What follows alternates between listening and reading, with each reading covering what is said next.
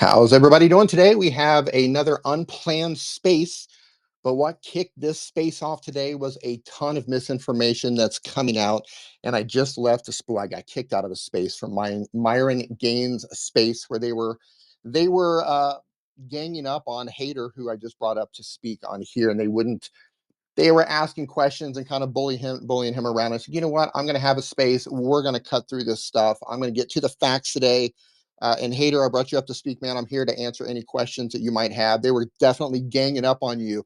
I requested to speak, and they briefly discussed if they were going to allow me to speak or not. Then they kicked me out. So they didn't want to hear the information. Now, this space, again, it is unplanned, but we are going to power through some misinformation. I'm going to talk about some things in the case that some of you might not know about.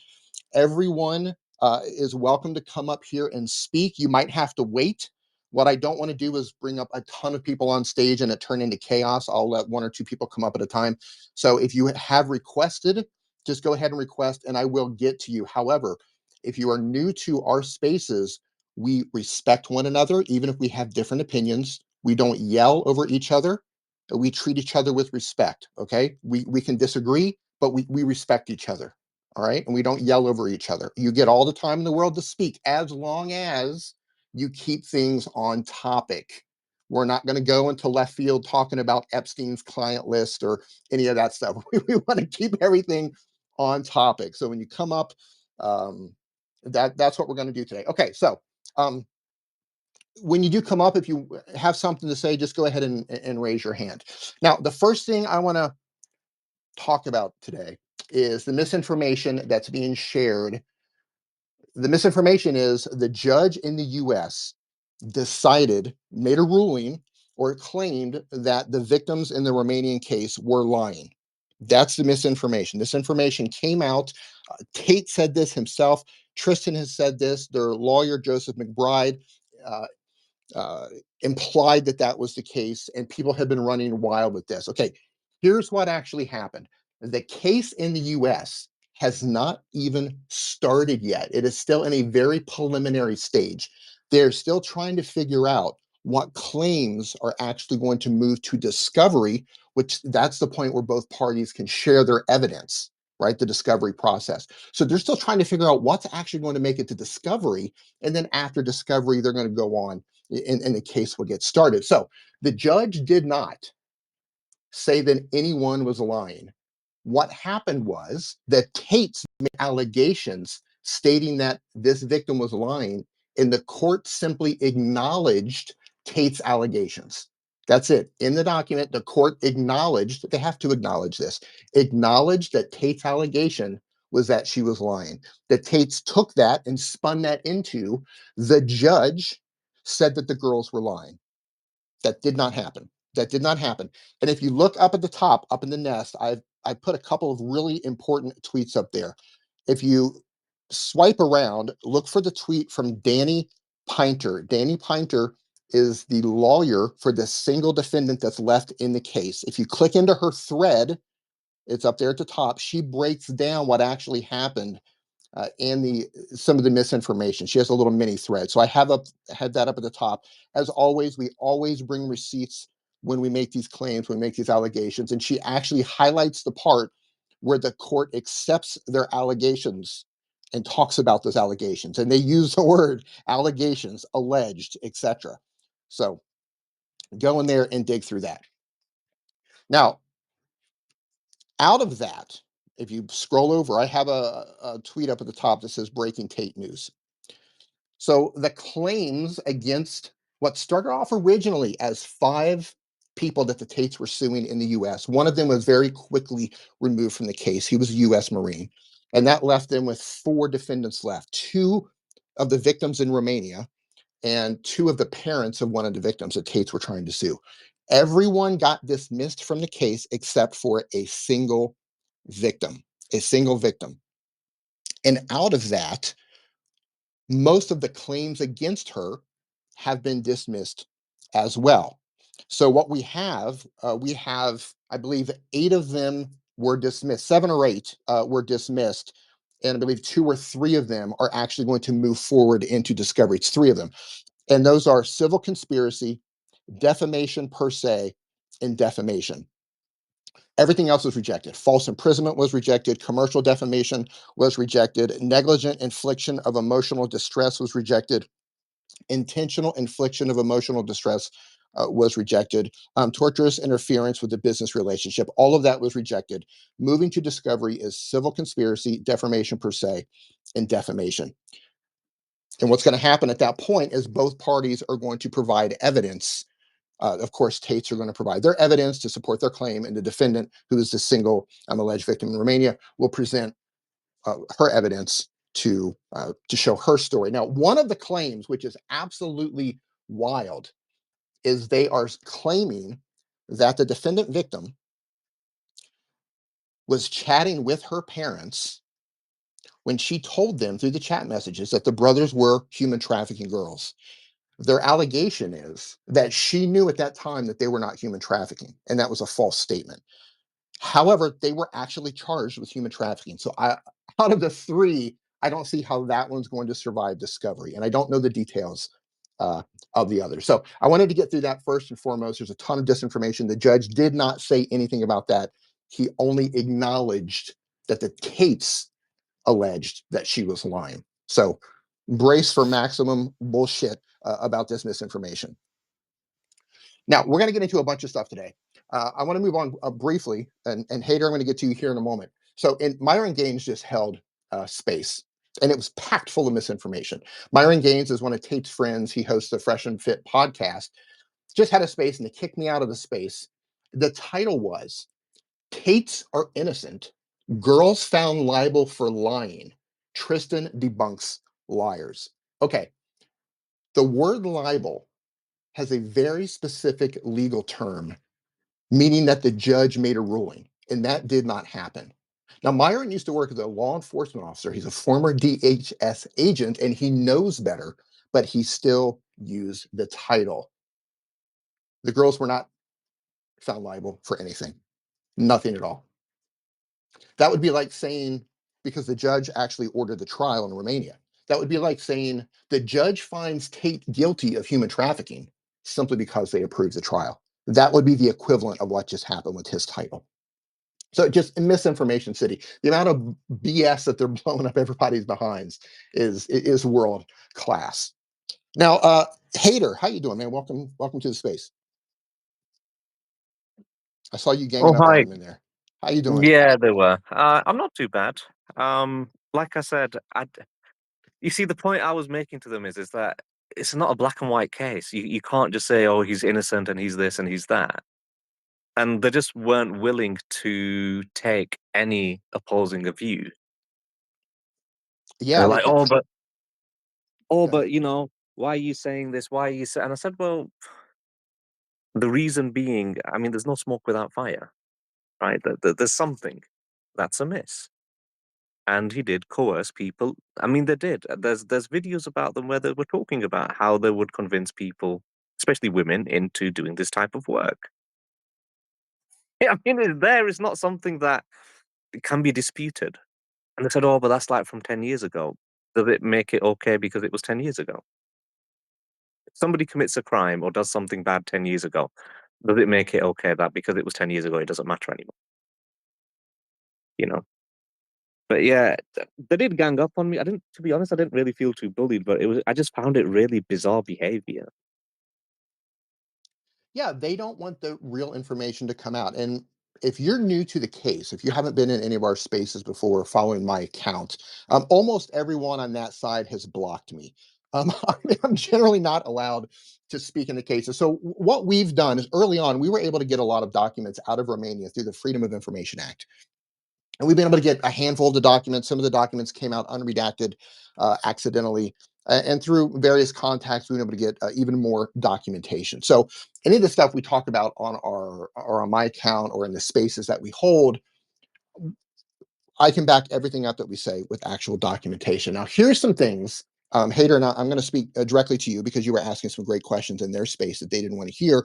But I'm going to say this for everyone in the space right now. There's some things that you guys probably don't know about the case. One of those things is this: there isn't a main victim. There isn't a main victim, and the case is not hinging on any single victim in this case. The brothers have put out this massive propaganda that there's a single victim or two victims, and everything is based on the lies that they allegedly told to try to frame them, to try to extort them.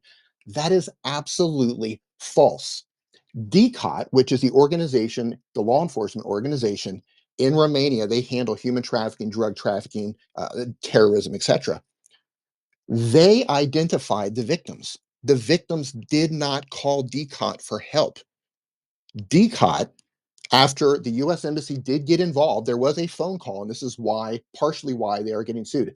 There was a phone call from the parents of one of the victims, and we have the chat messages. The victim specifically told the parents and the Marine, do not call the embassy. Me and another girl, we are planning to escape. They were planning to escape while everyone was sleeping. We have the chat messages. The chat messages have been made public. She told them, do not call. They called the US Embassy. US Embassy contacted the Romanian authorities. They raided Tate's compound in April of 2022. At that point, they realized, DCOT realized that they might have a human trafficking situation on their hands. This is what they do for a living. In Romania, so a lot of you probably know, Romania is quite, unfortunately, famous for human trafficking. So DCOT realized they might have a human trafficking situation. They only then did they interview the women that they found. Only then. So the women did not call DCOT, say, help us, help us. DCOT identified the victims in April and launched an investigation. So once they found the victims in April, they simply took their statements. What's your situation here? Why are you here? What's the situation? How did you get here? Why are you working on OnlyFans, etc.? And they told them, they gave statements. Now we have a lot of these statements in the documents.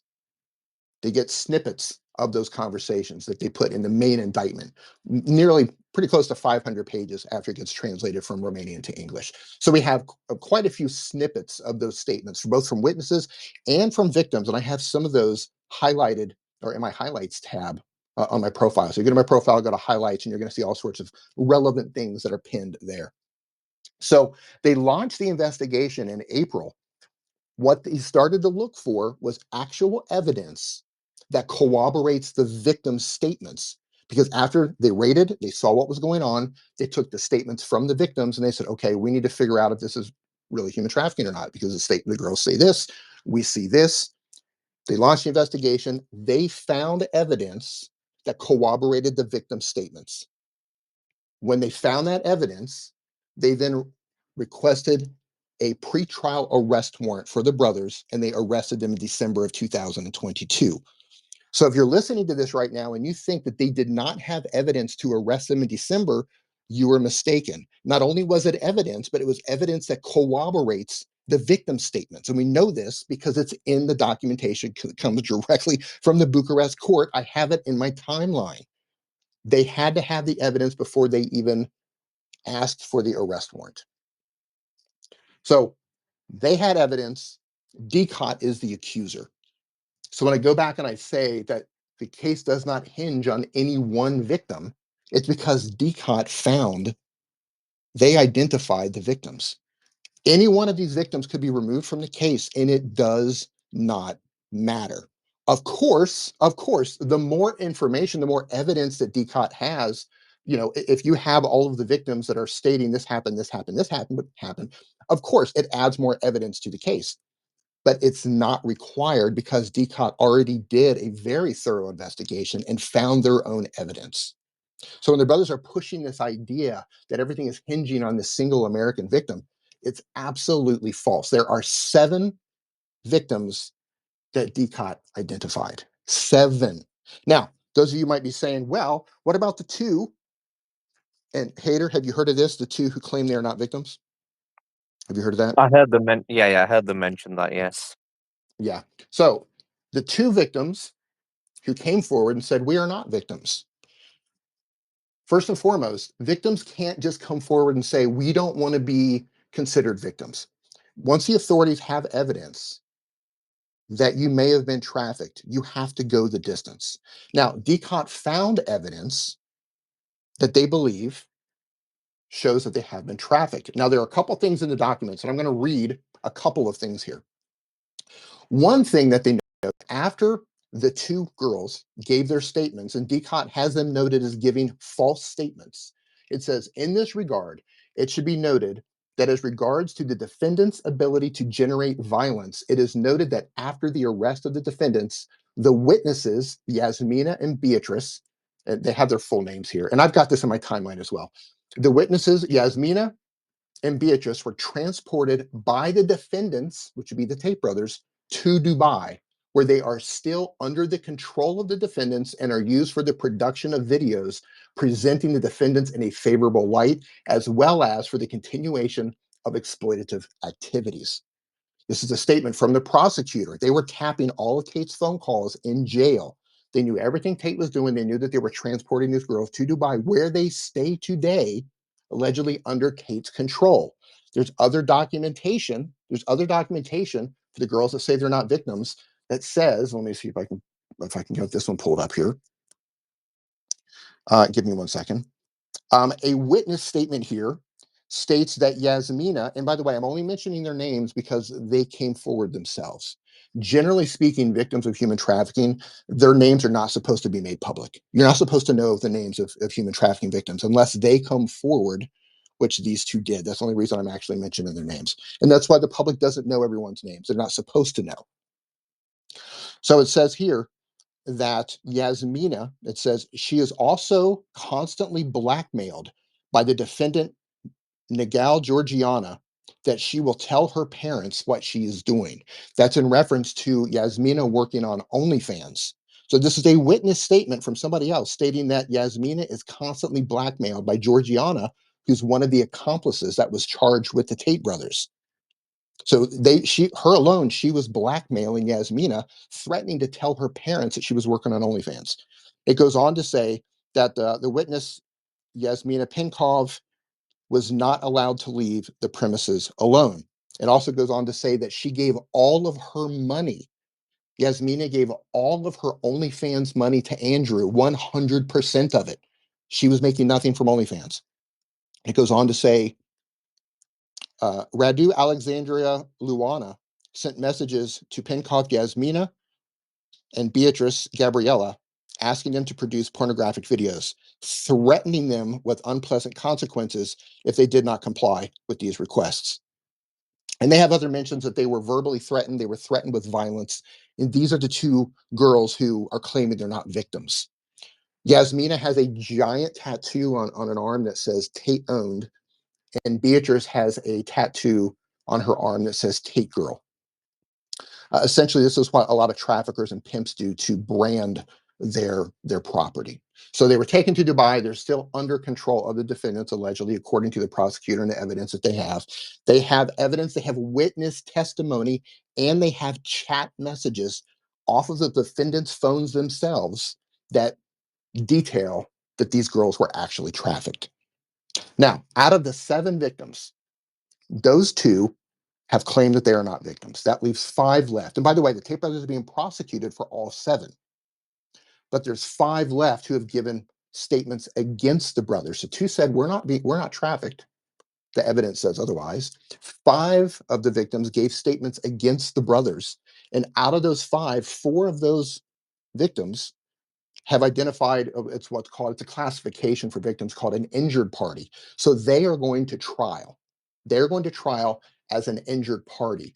They're labeled or classified as an injured party because the law states that if you've been harmed by someone in this situation, you can seek compensation. Now, this wasn't a scenario where they were seeking compensation first and foremost. After they were identified as victims, DCOT let them know that if they choose to seek compensation, they can legally do so. So 4 of them took them up on that offer. So when you see news where it says 3 victims withdrew their statements or choose not to participate, 3 of them don't want to go to trial as injured parties. That's what that means. Victim classification, you can be an injured party, you can be a victim, or you can be a witness, depending on how you're going to participate in the actual trial itself. An injured party means that you are going to trial and you're going to actively participate. Now, why can't victims just remove themselves from a human trafficking case? That's because you don't know what the situation is. You don't know if that victim is being blackmailed. Is she being threatened? Is she being paid? Are they Have they kidnapped her son? I'm not saying that's the case, but because the authorities don't know the situation of why a victim might be saying that they're not victims, they have to go the distance on this. And in this particular case, because DCOT has a significant amount of evidence that shows that they are in fact victims, they are being prosecuted for all 7 victims. So some of you might not have heard that before. If you've been listening to some of our spaces, maybe some of you have. Hater, do you have any questions so far? No, I'm actually learning a bit more depth of things which I already had an inkling and a feeling of. Because, like I said, I've not really been huge on this whole thing, but I do find it quite repugnant that there's people out there trying to defend them as if they're almost angelic and can do no wrong. Um, but I don't know. That's just a general feeling I got in that crowd. That was almost making out as if these people they've never done anything wrong. They're literally innocent, and that's the whole narrative that doesn't sit comfortably with me at all. I mean, so I'm sorry, but when people have made videos of how they recruit, how they coerce, how they manipulate, and then when somebody comes and makes an accusation against them, and then they say, "Oh, no, no, we're innocent. They were consenting adults." No, you kind of already have highlighted the fact that you wanted to coerce these people, and they didn't like that. They just weren't willing to listen to any sort of opposing opinion, which I found absolutely wild. Yeah, I heard Right? them. They kept trying to frame it as you just morally didn't approve, and they kept trying to say, "Well, what is morally wrong? What have they done wrong?" I heard them trying to spin this around. They wanted to take the conversation in front instead of what are they criminally liable for, or what have they criminally potentially done, to you just morally opposed to this. That was a weird twist. It was weird. I found that really bizarre. I just don't understand why somebody would want to sort of defend them so passionately and fiercely when, in any case, right? Things aren't black and white. That's why they go to court in the first place. If this was a black and white, open shut case, they'd either be free or they'd be in prison. But because it isn't, that's why they're going through a legal process. I mean, that's just common sense at this stage, right? But unfortunately, that's not something that was being discussed. Yeah. Uh, so I've got something you probably don't know. And for those of you listening right now, you probably don't know this if you're new to my account. So this did not start in April of 2022. Didn't start in December of 2022. This started in March of 2021. So in March, late March, early April 2021, an investigation was launched in Romania.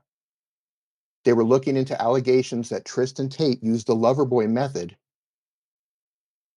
to recruit and allegedly traffic a minor into prostitution. This started in 2021. Did you know that, Ader? No, I wasn't aware. I mean, I'd heard about it, but I Yeah. wasn't aware that it was that recent. Yeah, 2021. They started an investigation into him possibly trafficking a minor into prostitution. And because it's sex work, the legal age for sex work is 18. So that would mean anyone under the age of 18 in this situation. Now, this is one of the situations where it looks like the left hand didn't know what the right hand was doing, but this particular investigation eventually ended up merging with what was happening that started in April 2022. So they ended up merging these investigations. And what happened was during the process, people said, well, why is this taking so long? Why did it take them from December until June of 2023 to actually charge them? Because they were actually looking at a ton of different offenses, a ton of different offenses. In fact, there's a second case that's being built right now in Romania. So you have the first case. Well, let me find this list here. Give me one second. You have the first case that they've been indicted on, and they took a handful of the offenses that they were investigating at that time. They disjoined them into a new investigation, and that's going to come as a second indictment in Romania. And I'm looking for the actual list here. Give me one second. I'm going to pull that up. There's the actual charges here. Got a whole list of things here. So, okay, I can't find the list, so I'm gonna shoot it here. So they are being investigated, and this is probably going to turn into this is what's going to be the second indictment: money laundering offenses, bribery and corruption offenses, additional human trafficking, trafficking in minors, and a charge called influencing statements. Influencing statements is essentially witness tampering or obstruction of justice, depending on where you're at in the world. And they're being charged. Andrew specifically is being charged with influencing statements because while he was in jail, of course, they record all of the jail conversations. If you're in jail and you're making a phone call, unless it's to your attorney, they're recording those conversations. So they've got him on recorded jail calls, and we have some of these conversations. I've shared it in my timeline. It's pinned to my highlights tab, where he was contacting Luke, his cousin, and they were trying to intimidate and coerce two of their victims into withdrawing their statements from DCOT. So they were basically, well, not basically, they were trying to pressure two of their victims into changing their statements, withdrawing their statements. That's illegal. You can't do that. That is witness tampering and that's obstruction of justice. So they're picking up an additional charge for that called influencing statements. And for bribery and corruption offenses, also through recorded jail calls, Tate was trying to bribe two local Romanian politicians to assist and help him get out of the situation. So he got caught dead rights on recorded jail conversations, and he's picking up additional charges for it. But a lot of these actually came from the initial investigation. The DCOT had 180 days to actually indict them, or they had to cut them loose. So what they did was all the charges that were ready to go, like we're ready to go on these. That's what they indicted them with for this first indictment. All the others got disjoined, and they're coming in this second indictment. Now, we had a journalist in Romania in one of our spaces about a month ago, and he has sources inside of DCOT. He was saying that DCOT told him that they have identified dozens of victims for the second indictment. But what they don't know yet is how many of those victims are actually going to make it into that second indictment. Could be two, could be 10, could be dozens. We don't know yet. And I heard one of the arguments that a woman named Aisha was making in Myron's space today, saying, um, they've had hundreds of girls work for them. Why have they only found two or three to come forward? They didn't. They identified seven in the first indictment. And they've already identified dozens more for the second indictment. And again, we don't know how many is going to actually make it into the indictment, but they've identified dozens more that they're trying to get into the indictment. I think it's a good indication that these guys may be involved in some nefarious stuff in regards to how they actually got the women in there. And Hader, you brought up great points. You were telling them, and they didn't want to hear it. You were talking about they publicly would talk about their coercive methods, how they would recruit girls, how they would go into these relationships with girls. These are things that they openly bragged about for years. And for those of you who don't know what human trafficking is, let me put this up. Give me 1 second. I'm going to put something up in the jumbotron here. Okay, so people love to mock this chart. If you go up to the top to the jumbotron and you scroll all the way over, you're going to see a chart. Now, this chart is an example of what human trafficking actually is in accordance to the Palermo Protocol, or the UN Protocol for Human Trafficking. 181 countries have signed this protocol, including the United States, including the UK, including Romania. They've all agreed upon, at a minimum, this is what human trafficking is. Now, for human trafficking to take place, you need three elements. You can't have two elements unless they're underage. We can talk about that in a second. But you need three elements if they're over the age of 18. Can't be one, can't be two, has to be three. So you need an action, and an action can be a recruitment, it can be transportation, it can be the transfer of a victim, the harboring of a victim, the sheltering of a victim, or receiving of a victim. So you need some sort of an action. You need a means. And by the way, you just need one. You don't need multiple. You only need one.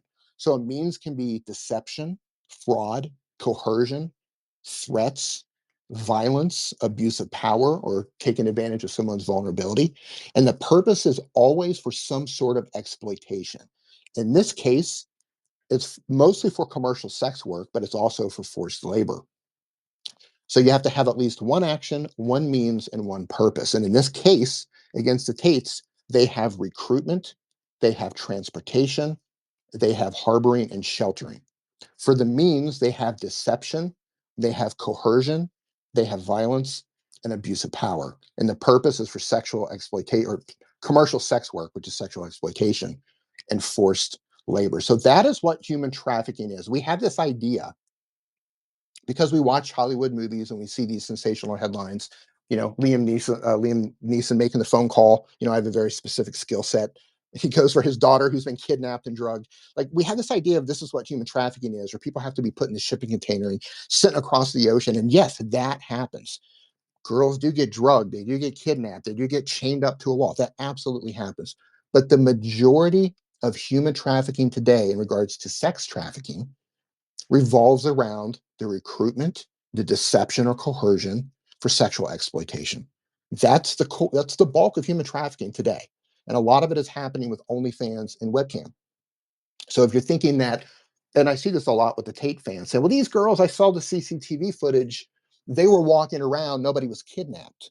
Right. So they don't have to be kidnapped. People do get kidnapped, but the Tate brothers were not charged with kidnapping. They were charged very specifically with human trafficking. That is because, and for those of you who have seen the videos, and Hader, you've probably seen those videos too, because you've talked about it.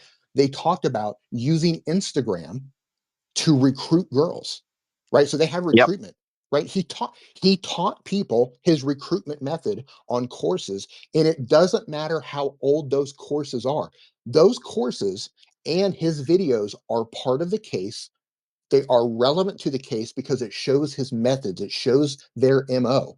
And I've got screenshots from the indictment where they actually list some of those videos that there's multiple pages of videos that they're using in course material. And I've taken some of those pages and I've highlighted them or I've pinned them in my highlights tabs. You can go read them yourself. Part of the case because they show his methods. It doesn't matter how long ago they were. It doesn't matter. That's how he recruited girls. And he goes on in the course material and he talks about how he would use his, and he calls him a bottom bitch. He would use his bottom bitch, which would be another woman, to help coerce the girl. They would help try to manipulate the girl into it. Sometimes they would get them drunk. They would get them drunk and get them working on webcam. You can't do that. That's illegal. Now, the Loverboy method that a lot of you have heard of, and by the way, I see hands going up, so I'm going to start bringing people up to speak here in just a moment. I have a whole list of things that you guys probably haven't heard about, but I'll start taking questions here in a moment. The Loverboy method. The Loverboy method simply means that a man, I mean, technically it could be a woman, but it's primarily a man recruiting a woman, or they already have a woman and they're trying to take advantage or exploit that woman, right? Like, hey, I have this plan, right? If you have a plan that you're going to create a scenario to try to coerce and manipulate a woman into working in pornography, that's human trafficking. If you actively recruit someone through DMs, reaching out on Instagram, like Tate would teach them, right? If your goal was this, I'm going to recruit someone, then I'm going to enter into a false relationship with this person. I'm going to make this woman think that I want to be her boyfriend. In some cases, and we've seen through the chat messages off of their own devices that are part of the evidence, some of these women went to Romania thinking they were going to marry the brothers because the brothers built this huge deceptive story that they were looking for a wife. Some of these girls didn't go there. They didn't know anything about OnlyFans. They didn't know anything about webcams. Some of them went there thinking they were going to get married or be the significant other. When they got there, didn't work out that way, right? So you have recruitment, you have the deception because they recruited them for the purpose of deceiving them so that they could commercially exploit them in the sex industry. That is check, check, check for an act, a means, and a purpose. And they transported them to Romania. They paid for their transportation. They facilitated the transportation to Romania and they sheltered them in Romania. So you have multiple acts. Once they were in Romania, they coerced them. So you have deception and coercion and violence, threats of violence. You have multiple means as well. So that's what human trafficking is. That's how it relates to this case. And I got a ton more stuff. But we got hands up. I don't want to be the only person yapping here. I apologize if I'm not going in the order that the hands came up. I'm just going by the order that I saw them. So first up, Woke AF. How you doing? Thank you. As usual, good morning, murder, gadget, thoughts, anyone else I might know in here. Something that came to mind, I just wanted to ask really quick. It's a short question, but maybe not such a simple answer. The two women that are claiming they weren't victims, can they change their minds on that? Can they come around and say, you know what, we came to this realization, we were victims, we want to change our stance on that? Is that possible? I suppose it could be. One of the problems with human trafficking, I mentioned earlier about victims can't just say we're not victims because you don't know if they've been blackmailed, you don't know if they're being paid, you don't know if they've been threatened, you don't know if their child has been kidnapped, you don't know the situation. But another problem here that I failed to mention and I should have is that a lot of human trafficking victims, because it's done through the Loverboy method, they don't actually realize that they're victims of human trafficking. They don't realize that they've been exploited. They they look at the situation of, oh, he loves me, he's doing what's best for me, he's being hard on me or he's making me do this so we can make money and be rich together, whatever it is. It's everyone in here probably either knows someone or has heard of someone where you have a situation where, you have a wife or a girlfriend that's abused by the husband as well. He only hits me when he's drunk. He only hits me because he loves me. Right. It's that similar thing. So you have a lot of victims of human trafficking that, number one, they don't even understand the laws of human trafficking. And until I explained what it was just a few minutes ago, I bet there's a lot of people in this space right now that didn't know what human trafficking was either. So unless you know what human trafficking is, unless you realize, and keep in mind, you know, try to put yourself in their shoes.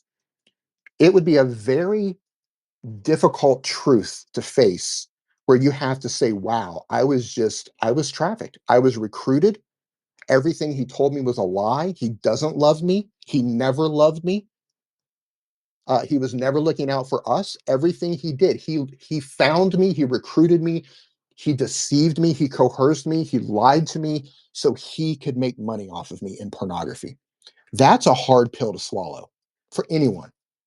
So, in addition to not even understanding what human trafficking is, a lot of them they don't know or they don't want to know. They don't want to accept it. That's a hard truth. So can they change their statement?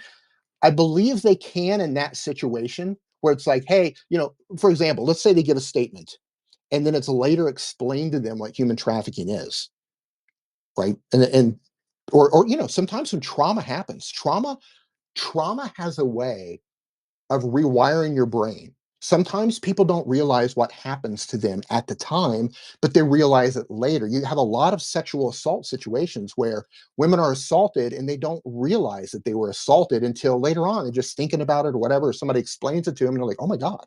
Yeah, I think, wow. Yeah, he assaulted me. So I didn't realize that. So I think in that situation, they could come back and say, yeah, you know what? Now that I understand what it is, or now that I've thought this through, yeah, I think I am a victim myself.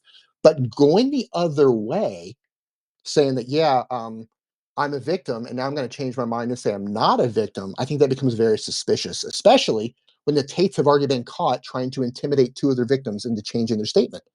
They got caught. Let me say it again. They got caught trying to intimidate and coerce two victims into changing their statement. They're getting another charge because of it.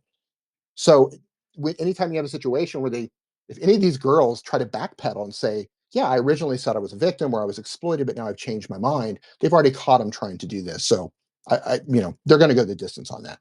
I know that was a long answer. Uh, but I think they can. You're kind of getting into the weeds there and technicalities, but I Yeah, believe they could that's in why I one said it way. was a short question, but not a simple Yeah, answer. Because we all yeah, know they were actually victims. You know what I mean? We all yeah. know that the two bottom bitches, or whatever, if there was one, they were all victims. But I hate to. They also did commit crimes, so it's a shame. But thank you so much. Yeah, I mean, and just to be very clear before we move on to the next question, just looking at, one or two of the girls who claim they're not victims, just strip away everything else. If you are being blackmailed to make pornography, you are a victim of human trafficking. You're right. If you were recruited, if somebody hunted you down and found you and they are now blackmailing you to make pornography, you are a victim of human trafficking. I do not care what you say. I don't care what anyone else says. You check every single box for human trafficking. That is not open for interpretation. If you're being blackmailed, you're being trafficked. Okay, Robert Bauer, how you doing, sir? Thanks for your patience. Hello, can you hear me? Loud and clear, man. How you doing?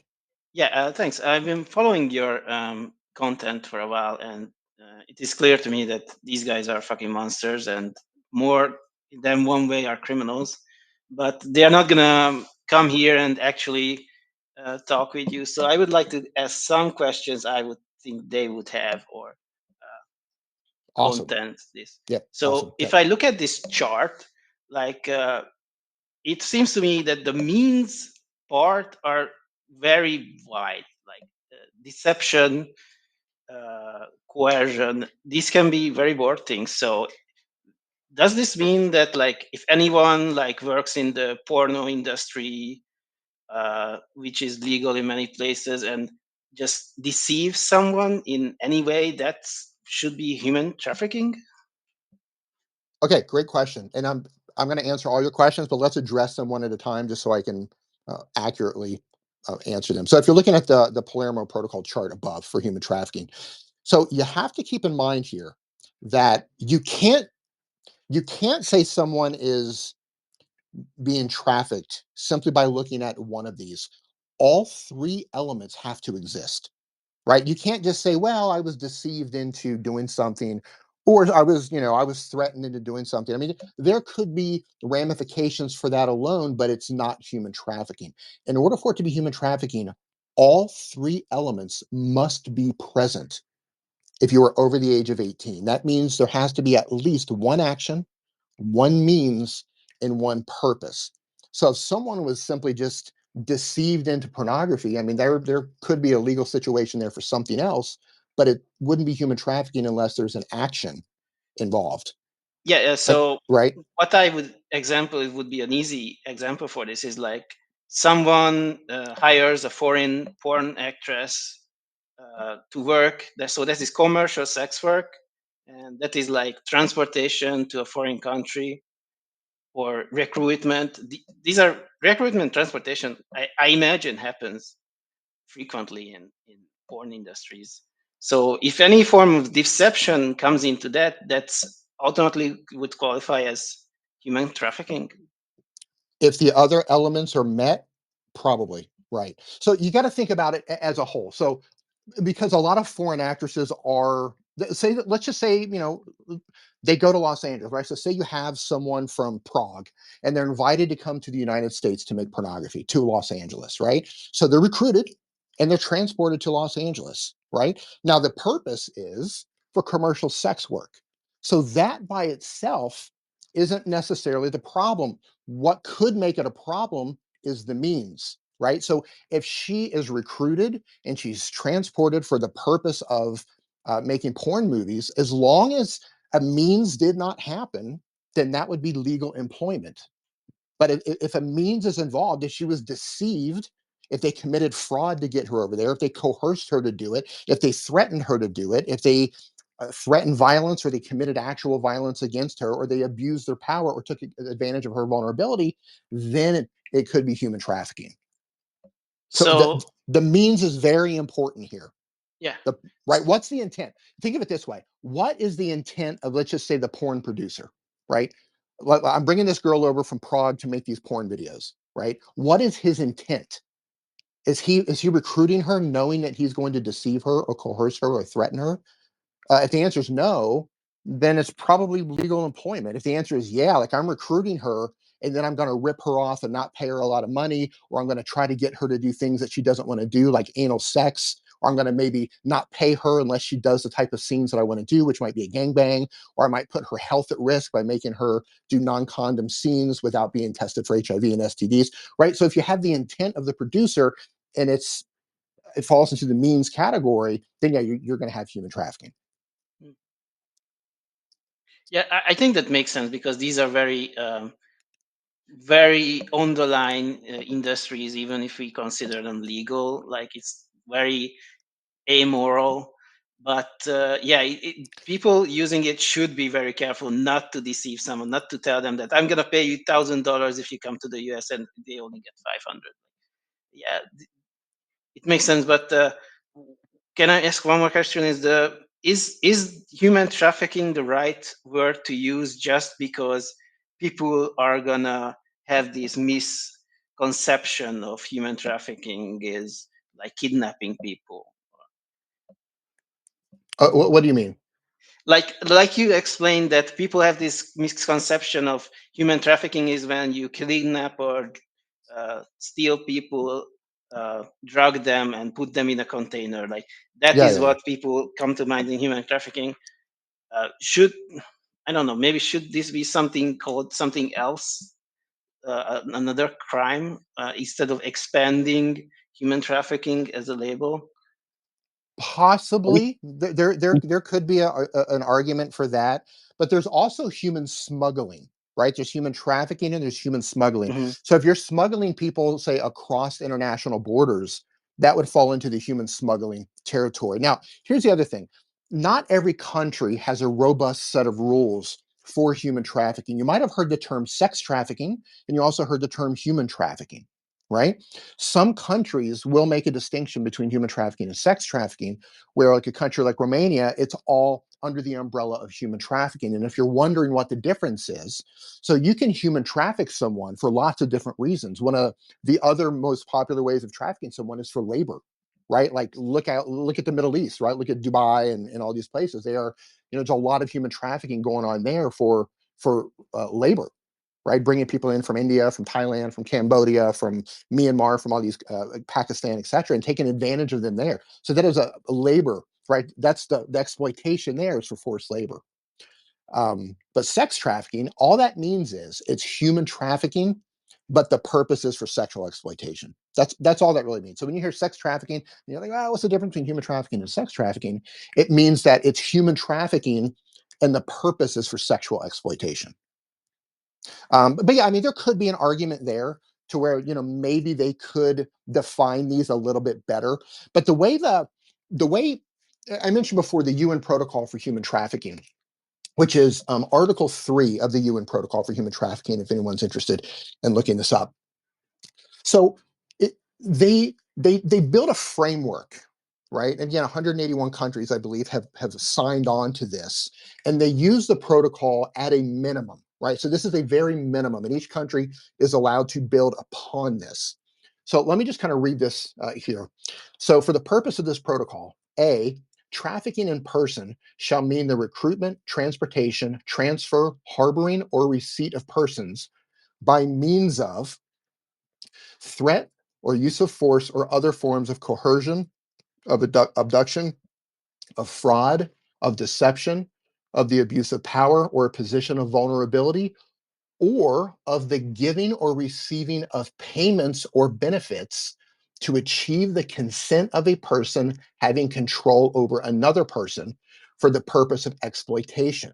So you can even be paid and still be trafficked. Keep in mind, it's the intent, right? I'm going to recruit this person, I'm going to coerce them or deceive them. And even if I pay them, I've put them into this situation and I'm basically trying to pay, I'm trying to buy their consent. So, because of that, Section B here says the consent of a victim of trafficking in persons to the intended exploitation set forth in subparagraph A, what I just read, of this article shall be irrelevant where any of the means set forth have been used. What this means is you cannot consent to be exploited.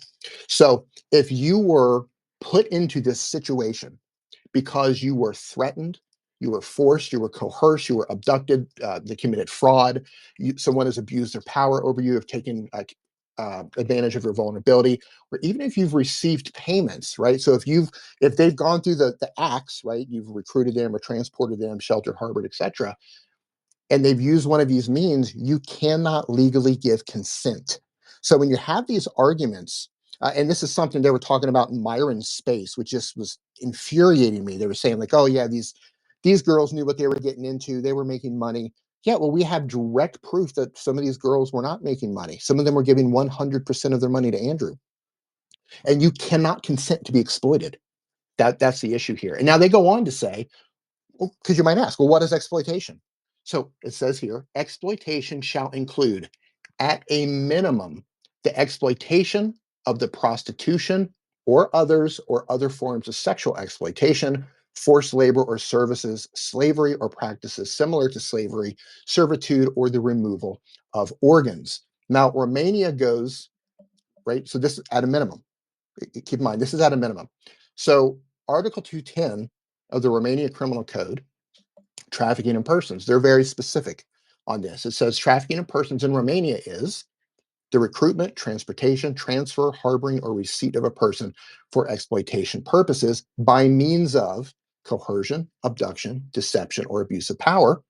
They also go on to say, by taking advantage of the inability of the person to defend him or herself, or to express his or her will, or of his or her blatant state of vulnerability, or by giving and receiving payments or other benefits in exchange for the consent of an individual having authority over such person, shall be punished by no less than 3 years, no more than 10 years imprisonment, etc. They also go on to say here, the consent of an individual who is a victim of trafficking does not represent a justifying ground. So Romania is also in alignment with the UN Protocol for Trafficking that you cannot give consent to be exploited. Now, should this be renamed? I don't know. I think the more you understand about the trafficking laws, the more you might say, yeah, it kind of makes sense, but maybe they should specify, right? Like, I like that some places will separate it: human trafficking, sex trafficking. That makes a clear distinction on what happened. So when you say human trafficking, your mind goes to shipping containers versus sex trafficking. Now you're thinking pornography. Now you're thinking prostitution, that sort of thing. So I wouldn't disagree with you on that one. Keep going. I know that was a long answer. No, yeah, that is a great answer. Yeah, I was just thinking, how do people still justify their behavior? And it's so disgusting, but also so fucking sad that, like, one of the guys on their place was said that millions of young people would have killed themselves for Andrew Tate. And really, this is why you don't kill yourself, because of this bold asshole drug dealer.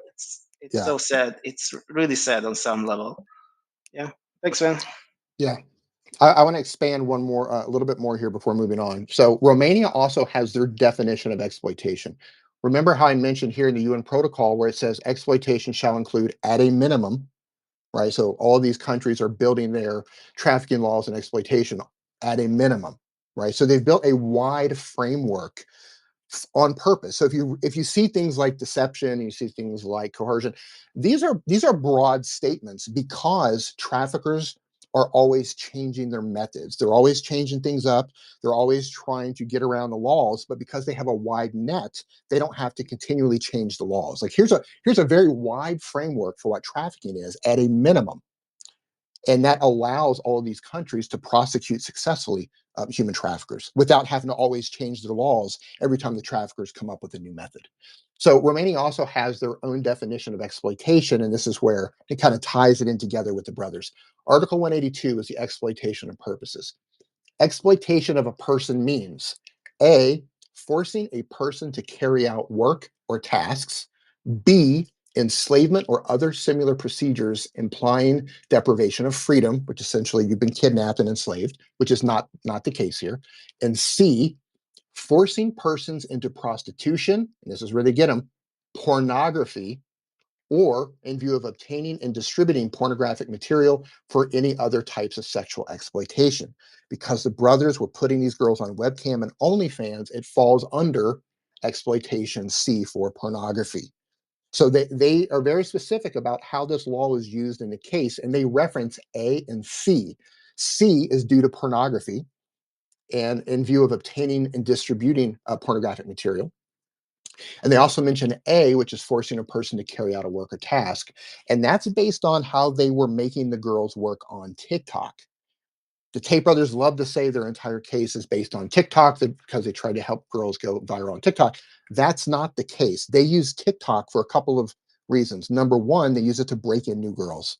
right? They would get them having fun with the other girls, get them drinking, get them having a good time, and just loosen them up, right? Try to break into new girls who were not ready to be pushed into pornography yet. And number two, they would make the girls work up to 12 hours. The allegation here is they would work up to 12 hours at a time with only 5 minutes break.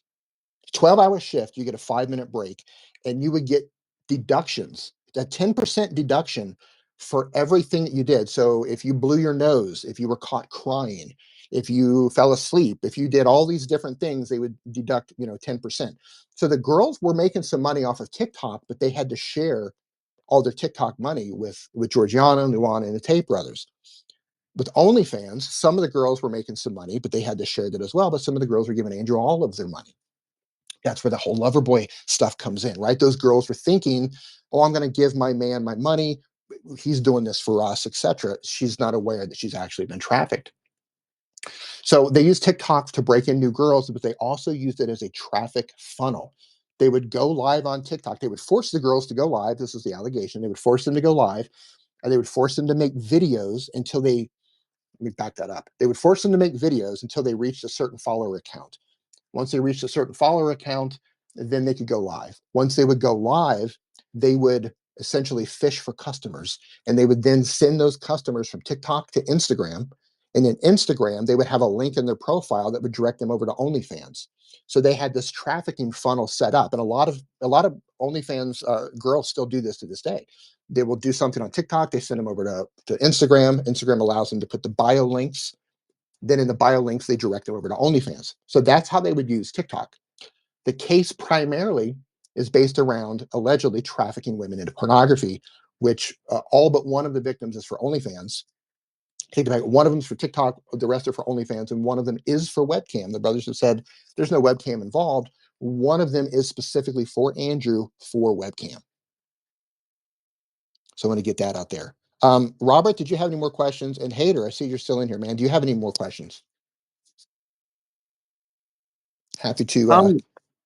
Yeah, not questions as such. I was just going to say that in a way, it's a form of slavery. I think is probably a better way of putting it, because you're exploiting someone's body for financial gain, and it sets a very dangerous precedent if this, goes unspoken of, simply for the reason that it just will mean that more and more people will be able to exploit people in this way in the future.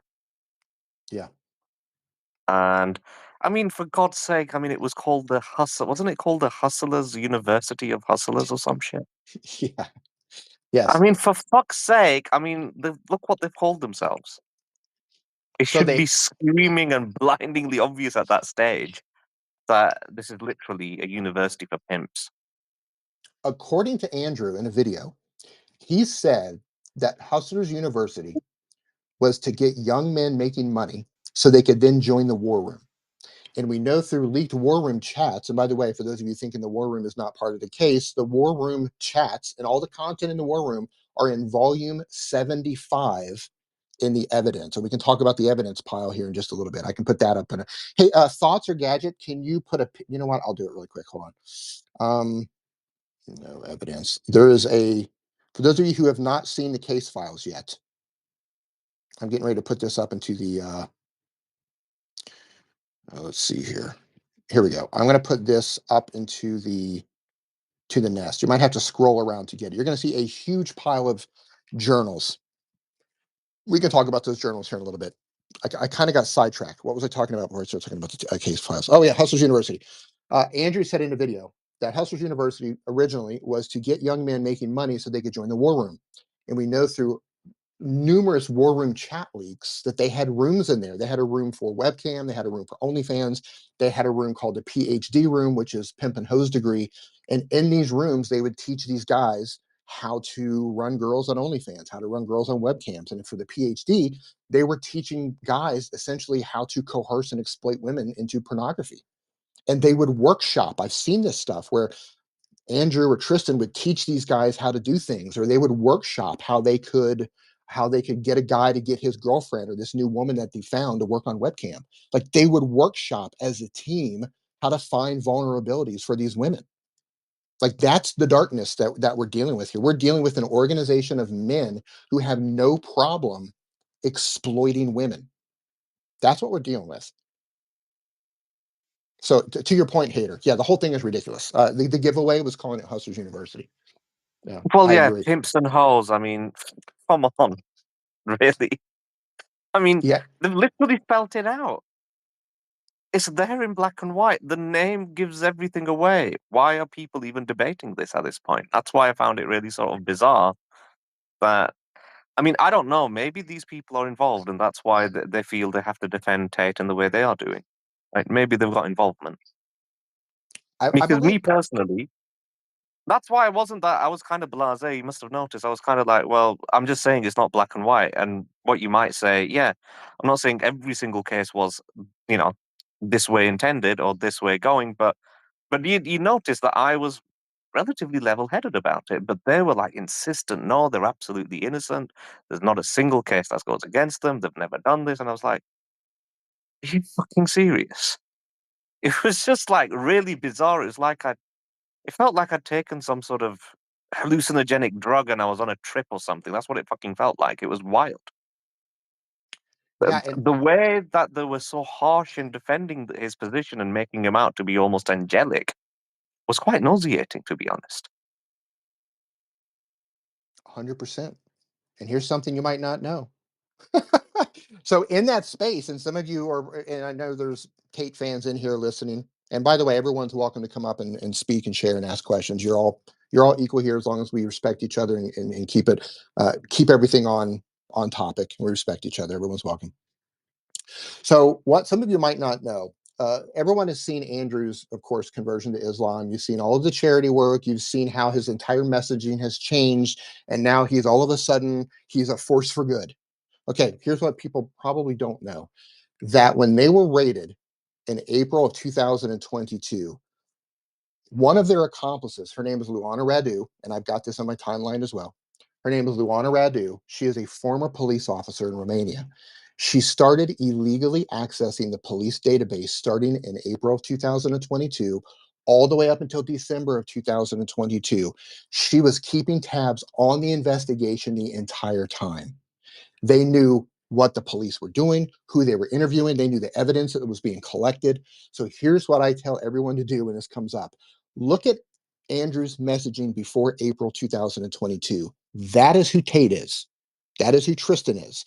Everything after April 2022 was damage control for the case that they knew was probably going to come, because she was keeping tabs of everything. He started changing all of his messaging after he found out the allegations that were being made against him, after he found out that Decot was collecting evidence that they might be involved in human trafficking. That's when he started changing his tone. So if you're curious, go look this up for yourself. Andrew and Tristan pre-April 2022 versus Andrew and Tristan after April 2022. Two totally different guys. And the reason is Luana was keeping tabs of the investigation, and they knew everything that was going on. They knew they were going to get arrested. They just didn't know when they were going to get arrested. They thought that they could get in and out of Romania quickly. I don't know what they came to get, but they came to get something in Romania, but then they got nabbed as soon as they came in. So some of you might not have known They flew in to get pizza. that. They flew in to get pizza. While it's on my mind, by the way, put your hand up if you want to speak. And if you want to come up and speak, go ahead and request. We're going to bring people up. But while we're on the topic of the journals up top, so if you go to the top and you look at the journals, some of you have seen these before, some of you have not. There are 75 journals and their case files.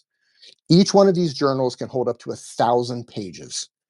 Now, we know from their full indictment what is inside every one of these journals. They list what every one of them is. We don't have they don't say all of this stuff is in here and here's all the details. They give you a summary of what's in each one of these journals. And I've listed some of that in my timeline as well. Now, out of the 75 journals, not all of them are actual evidence. Some of them are just, arrest warrants, warrants to seek, financial records, etc. But the majority of these journals are actual evidence. And we know that because it's listed in the indictment what's in each one of them. There's a significant amount of evidence against them. It's also important to note, if you're wondering why this is taking so long. Number one, Romania moves slow to begin with. But number two, they had to go through what's a pretrial stage. It's called the preliminary chamber. And the preliminary chamber, this is where the Tates go in and they make all of their arguments and they say, we weren't treated fairly, or we weren't given access to this, or they try to make arguments to get some of the evidence removed before the case goes to trial, or they try to get the trial thrown, or they try to get the case thrown out entirely. So you see that stack of paper up there, 75 journals, roughly 75,000 pages. The preliminary judge, it's a single judge, had to review all of the evidence in the case to ensure that it was all acquired legally and in accordance with Romanian law. That means they had to make sure that none of it was fabricated, they had warrants for everything, everything was above board, etc. Now, here's the major blow to the Tate brothers. 100 per, and by the way, I have this ruling. I have the ruling, I have the official judicial ruling in my timeline as well, and I think it's pinned to my highlights. 100% of all of Tate's arguments were rejected as unfounded. Every single claim they made to try to have a single piece of evidence removed from the case or try to get the case thrown out, 100% of their claims were rejected as unfounded. That is a devastating blow to these guys. Devastating blow. And then the judge ordered the trial. Now, you can imagine you're a single judge and you've got to essentially look through, I don't know, 70, 75,000 pages and then make sure you're not only reading them, you're making sure that anything that's evidence actually has a warrant, or make sure that it was acquired legally, right? Like, that's a process. That took a very long time. The judge ordered the trial. All of the evidence was approved for trial, rejected 100% of Tate's claims as unfounded, and then Tate appealed the decision. Tate appealed the decision, so now the order to go to trial has to be reviewed by the Court of Appeal. Two judges are now going to look at everything and either say, okay, we're going to send this back to the preliminary chamber because some things have to be fixed, or they're going to order the trial. And whatever they decide will be final. So if you're wondering why this is taking so long and what those pile of journals are up there, the majority of that is evidence that's moving to trial. And now the appeals judges have to review everything. They have to listen to Tate's claims. And this is more proof that the Tates are being treated fairly in Romania. Every time the Tates have had the opportunity to appeal the decision, I think 9 out of 10 times they appealed that decision. There's no indicator that there's been any corruption in Romania or that they have been treated unfairly.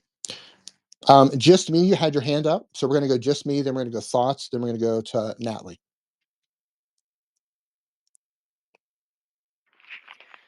Hi, thanks for letting me talk. I'm going to maybe skip around a little bit and drag you back to the beginning. My apologies somewhat. But first, to Hader, I want to tell you, when you said about slavery, you are right. It's even listed in the chat logs where Iggy specifically refers to it as FSS, which stands for female sexual slavery. So this is a part of the conditioning that's programmed into the PhD program. And I'll touch on that in just a second. But Crayon, I just want to thank you for what you said about the girls that don't realize they're victims. As much as we may want to dislike these women for standing up for the Tates and some other things, we do need to remember that they are victims, and they're suffering from something they just don't know. Um, the abuse that gets used in this PhD program is a very, very methodical, narcissistic abuse. And you are correct, it rewires your brain. Um, you're trauma bonded. You literally view them as a drug. They're using intermittent reinforcement to change your thinking. And all of that comes in place after they've used the lover boy method on you. And I guess that would be a good place to mention for people who don't know. I spent over 2.5 years almost underneath a war room member of Andrew and Tristan's from September of 2019 until I didn't completely get out from underneath until October of 2022. All I did was sell the man a typewriter in my driveway, and I got massively targeted. The Loverboy method was used on me. I have the passport to prove it. Was told moving abroad, et cetera, et cetera. But, to jump down to it, I ended up in the end with a man in my home for 5 months that I couldn't get rid of. living underneath threats, abuse. I had to send my son away. Let me Question my interrupt you for. receipts. People in the Let me Matrix hop will in. tell you I've got them. Let me add some context. Yeah. The man that put you in this situation is a war room member and someone who was close to the Tate brothers. I wanted to add that context for those of you who are listening. Yeah, he is a war room member and Correct. he And was he close to admitted the to Tate me that brothers. he taught in the P. He also admitted to me at one point he was teaching in the PhD program, but I honestly didn't know what that was. I was very not on social media and very unaware of what was happening the entire time we were together. But um, Hater, just to let you know, to go back again, the reason why I gave a little bit of the backstory, they jumped on you because they have a cult mentality. And when it comes to morality, I can tell you that hearing the words relative morality is literally a trigger for me at this point because it was thrown into my face so many times. So, what they're literally doing is telling men to redefine morality, that they've been held down underneath religion, governments, not having money, et cetera, for so many years that they're redefining what is moral and what is not. And so I had many, many arguments about things that were definitely unethical, maybe not crimes, but they were certainly immoral. Um, so that's why they're ganging up on you. They just aren't capable of discounting anything that these men say. And you heard the words Tateism used, and several other key cult words that tell you that these men literally view these Tate brothers as gods. So breaking through that mentality is literally going to take probably convictions at trials before a lot of them realize what train they've jumped on.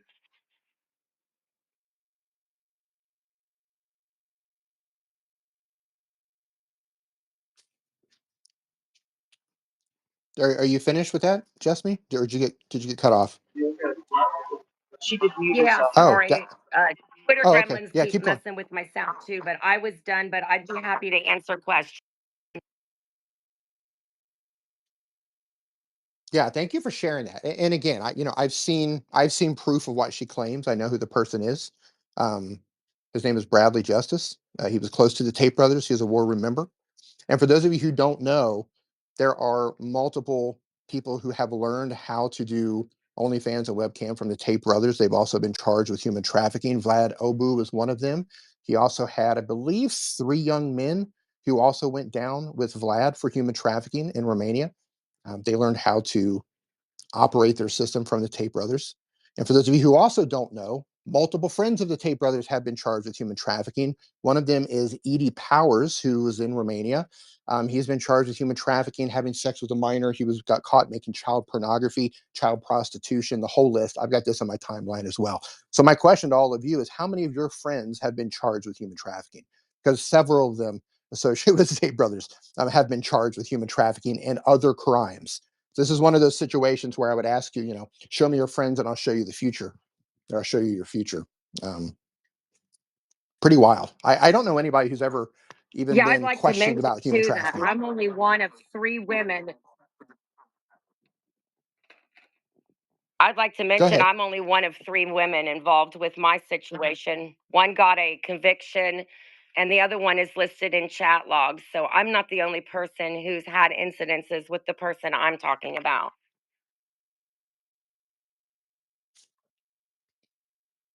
Thank you. Thank you for sharing. Natalie, you've had your hand up patiently. Oh, no, I'm sorry. Thoughts. You had your hand up. Go ahead, Thoughts. And then Natalie. Apologies, Natalie. No. Leapfrog over me. I'm in a loud place. Okay. Natalie, how you doing? Welcome back. Hey, I'm doing good. How is everybody? Fantastic. I just wanted to put this in for perspective. I know that a lot of the Tate Bros, Tater Tots, they love to reference Epstein and, all his doings and all these things, but ironically, there are a lot of similar details. Now, what I'm just going to preface that what I'm going to, I guess, exemplify is one of the associates of Epstein that didn't necessarily get charged. There are no charges. There are no court allegations as far as what I know of. But, of course, internet sleuths who kind of looked into the associates and looked into what they owned, found out otherwise. And, you were talking about TikTok being sort of a I guess, storefronts for their operations in a way where they had a click funnel. They were able to, basically advertise, market, their females out to Johns and all these things. Now, in comparison to Epstein, there's a really interesting associate. Her name is Nadia Marchenko. So I just want to put this into perspective because there are some things to think about here. She actually had a front company called Avaloop that would basically advertise out to clients for in the aviation industry, and she would actually utilize work what's believed to be allegedly sex workers in their marketing, and so they would basically market out to the clients and the Johns through the front, through the facade of, you get to talk to the sales agent, and then everybody else can make their own assumptions and make an imagination, use your imagination as to what happened next. So, if more people knew about that, because of course everybody knows with the Maxwell case, not a lot of details, a lot of things seem to be shielded. Not the client list was definitely not fully made transparent to the public. But if you made little discoveries like that, oh, everybody would be all on top of something like that, right? This is something that's more, TikTok is more, it is intricately detailed in the Tate case. And it's just interesting that if something like this, like the Avaloop scheme, were to ever hit the surface for the public to know about, people would be all over it when there's something very similar going on right in front of our eyes. I just wanted to mention that, because a lot of people like to make comparisons to Epstein, rightfully so. But there are a lot of things in Epstein's case that are still not known. But there are some similar, methodologies Oh, and schemes. it gets worse. But wait, there's more. I just put up in the nest. What is that thing? Like 5 degrees of Kevin Bacon? What is that? Is it 5 degrees of Kevin Bacon? Like Six. how many connections you have to Kevin Bacon? So you can have like the 5 degrees of Jeffrey Epstein. So one of the war room members, his name is Jacob Wall, and I just put this up in the nest. This is one of their brothers. He later left the war room, possibly forced. He was hired and paid $25,000 by Ghislaine Maxwell, Epstein's accomplice, to smear and to try to stall the sex trafficking investigation against her. So that's one of Tate's brothers. His name is Jacob Wall. You can do your own research on him. And again, I don't want to go down the Epstein rabbit hole. I like to keep being focused, but there is a connection there. It says I thought that's where Natalie was going. I was like, go to Jacob Wall, but you didn't. So I had to make that connection. Uh, I just noticed how triggered they got when I actually I said, just because someone's rich and famous doesn't necessarily mean that they can't commit any form of crime. oh yeah, they went And they nuts. got triggered with that. They went nuts. And I said, well, if you're going to say that, then equally Epstein was very wealthy. R. Kelly. Famous. R. Kelly. R. Yeah. Kelly is a world famous. Another Yeah. one. P. Diddy. P. Yep. Diddy's going to go down. Like P. Diddy. Oh, P. yeah. Diddy doesn't need to traffic anyone. R. Kelly didn't need to traffic anyone, but they did. People wrestle with demons. And one of the things they were saying when you brought that up, they kept saying, and one of the guys, I forget his name, starts with a J. He kept saying, like, make it make sense that these handsome multimillionaires would have to traffic these women to be with them. No, you moron. How do you think they made their millions of dollars? They both In the first place, they correct. both admitted on Yep. video that they made their first millions of dollars through webcamming. That's how they made their money. And we also know, and some of you probably don't know this, we know through chat conversations and through information in their indictment that they were still involved in pornography in 2022. The International Consortium of Journalists, some of you might know that name because they're the ones who exposed the Panama Papers. They've broken all kinds of big stories, and they get documentation. And I've got this in my timeline as well. They got documentation from a company called Paxum. Paxum is an online payment service that deals primarily with adult entertainment. Tristan was still receiving, and by the way, they do everything together, so this is not a situation where it's like one or the other, but it just happened to be in his name. Tristan was still receiving payments from a webcam company called My Free Cams only 4 months before their December arrest. Still getting webcam specifics from My Free Cam was being deposited into his account 4 months before he was arrested in December 2022. We also know through their own advertising that just days before they were arrested in December, they were still advertising girls for OnlyFans. So these guys were still involved in pornography until they were arrested and forced out of pornography. So when people say, well, these guys are handsome and why did they have to? Because of greed. It was never enough. Why do people get caught breaking the law? Why do robbers keep robbing? Because people who are greedy always want more. They want to make that extra 100. They want to make that extra million. It was easy for them. They had a system set up and greed was driving them. This was their main moneymaker. And now let's talk about assets first. Absolutely Yeah, correct. let's talk about assets for a second. Okay. A significant all of the Romanian assets were confiscated legally by Romania. And here's why. Because their investigation showed that everything was purchased through money that was acquired through the business that they were charged for human trafficking. They were given an opportunity to prove that some of those assets may have come from legal sources of income, and they could not do it. DCOT says through their investigation, they could not find any legal sources of income for the brothers. Now, to be fair, this could be the way they just set their structures up, put things in other people's names. For example, they were making some money from the Real World or Hustlers University or the War Room, but they didn't have it in their name. Therefore, they couldn't claim that it was theirs. Now, some of you might know that they're being charged. Well, there was already a trial that just happened in the UK. It was a civil case for tax evasion. The ruling on that will be held in September. They're also, the new charge coming in the next indictment is for money laundering in Romania. So there was a situation where these guys were putting stuff in other people's names and they were transferring money around. And when given the opportunity to actually show that, hey, we're getting this legal money for these assets, they couldn't do it.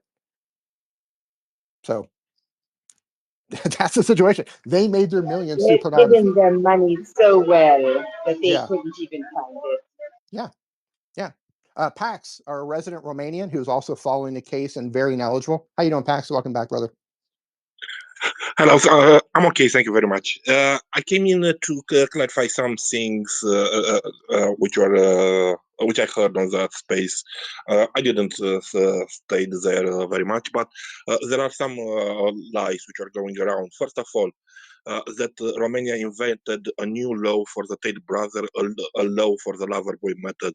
This is the biggest lie because the Loverboy method, it's known in Romania for decades, and actually for decades long we are teaching in high school the teenagers about the Loverboy method. Actually, around 2012, the Romanian government financed a long an artistic movie which is called exactly Loverboy method. And if you look in the Romanian press, you'll see all over the articles about the Loverboy method, and I repeat, this is decades long, because this Loverboy method it's the most used coercing method into prostitution. And if people do not know, Romania has a big issues, still has big issues regarding human trafficking, especially prostitution and even child trafficking and so on so on. So that is the biggest lie, that Romania invented a new law for the Tate brothers regarding the Loverboy method. Another point, they are talking about that the Tate brother had a legal business, an agency, but and those girls were employed. Uh, First of all, the brothers themselves are not talking about the girls as employers to their employees as to their agency. They are talking as friends, which they help to make TikTok movies. Why they are talking about those girls as friends, not as employees? Because those girls didn't have contracts, not employment contracts, not managing contracts. They didn't have any kind of contract. And I would like to point out that in Romania, uh, uh, it is ground for exploitation to have people without employment contracts. We are in Europe, and Europe has a different legislation than USA. And I repeat, in Romania, not having employment contract is ground for exploitation. So this is why the Tate brothers are talking about all the time about those girls as friends, which they help to make TikToks, because they know very well that those girls didn't have employment contracts, and if they will talk that those girls were employed by them, they will have uh, uh, uh, their own admission that actually they exploited those girls because, as I said, they didn't have employment contracts. And also, there is a third point which were just discovered in the last week, because in the last week we had the court documents from the last hearing from the preliminary chamber proceedings, where the judge gave the final ruling that the case has to go to the trial, and where also the judge rejected as unfounded all the arguments against the evidence and against the starting of the trial. So because that document, it was made available recently, we discovered that during that court hearing, repeatedly, the Tate lawyers asked for the evidence obtained from the searches to be destroyed, and is not, and the destroyed is the literal word what they use in their appeal to the judge. They wanted all the evidence obtained during the searches of their houses and their devices. They wanted to be destroyed. Can you tell me what kind of uh, people they are trying to prove their innocence by asking the judge to destroy the evidence? So this is the 3 points which I wanted to bring up. Thank you, Pax. And by the way, just to add some clarity to what Pax was talking about, he's talking about the Loverboy method. I'm just going to quick recap on that. The Loverboy method. No one redefined human trafficking laws for the Tate brothers, as they're saying. Nothing has been redefined.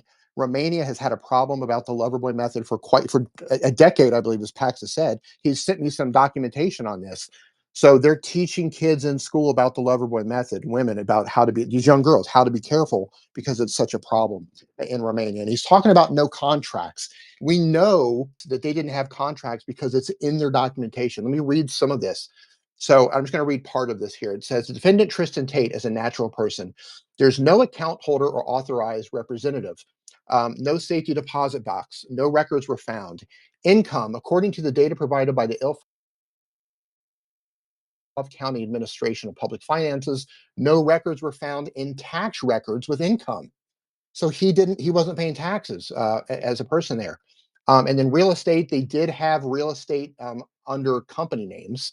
Then movable goods, which would be their cars and such, they had some of that. But then it goes on to say here, no employee with employment contracts. That's why we know they had no contracts with the girls. Now, no official contracts. Now, there are witness statements, but there's and Yasmina, one of the victims who said she's not a victim that's being blackmailed, she had to sign a document. She signed it. Beatrice did not. She had to sign a document with Georgiana that stated that if she didn't earn 10,000 euros per month on TikTok, 10,000 euros per month on TikTok, that she would forfeit all the money. She forfeits all the money to them if she couldn't earn 10,000 euro per month on TikTok. So they had that kind of exploitative contract, but they didn't actually have real employment contracts because they didn't have real businesses set up. So when you hear these guys in these spaces talking about, well, they had contracts and everything was legal and these girls were making millions. No, No, no, no, no, no. In fact, some of the girls weren't making any money at all, other than a little bit of money that they have on TikTok. And you can go to my timeline and you can search for TikTok, and you're going to find some images because they talk about this stuff. Again, every time you saw the Tate brothers and the two defendants being taken handcuffed out of a van into a garage, they were going there to unlock their devices for DCOT to extract the data from those devices, their phones, their tablets, or computers, etc. So they had to unlock all these devices. They did it with their lawyer present, etc. They got all of these chat messages. They're all verified, all legit. It's all part of the case files where they're talking about doing all of this stuff. They're talking about sending money, how they're exploiting these girls, how they're not giving girls passwords, how they're kicking girls out. Tristan actually has an additional charge because he told Georgiana and Luana to physically assault one of the victims, and Georgiana took him up on it. And Georgiana now has an additional charge for assaulting the victim. And the way she did it, and they very specifically say in the chats that they were smart, that she was smart not to leave bruises on her. But what she did, the girl had fresh breast augmentation surgery.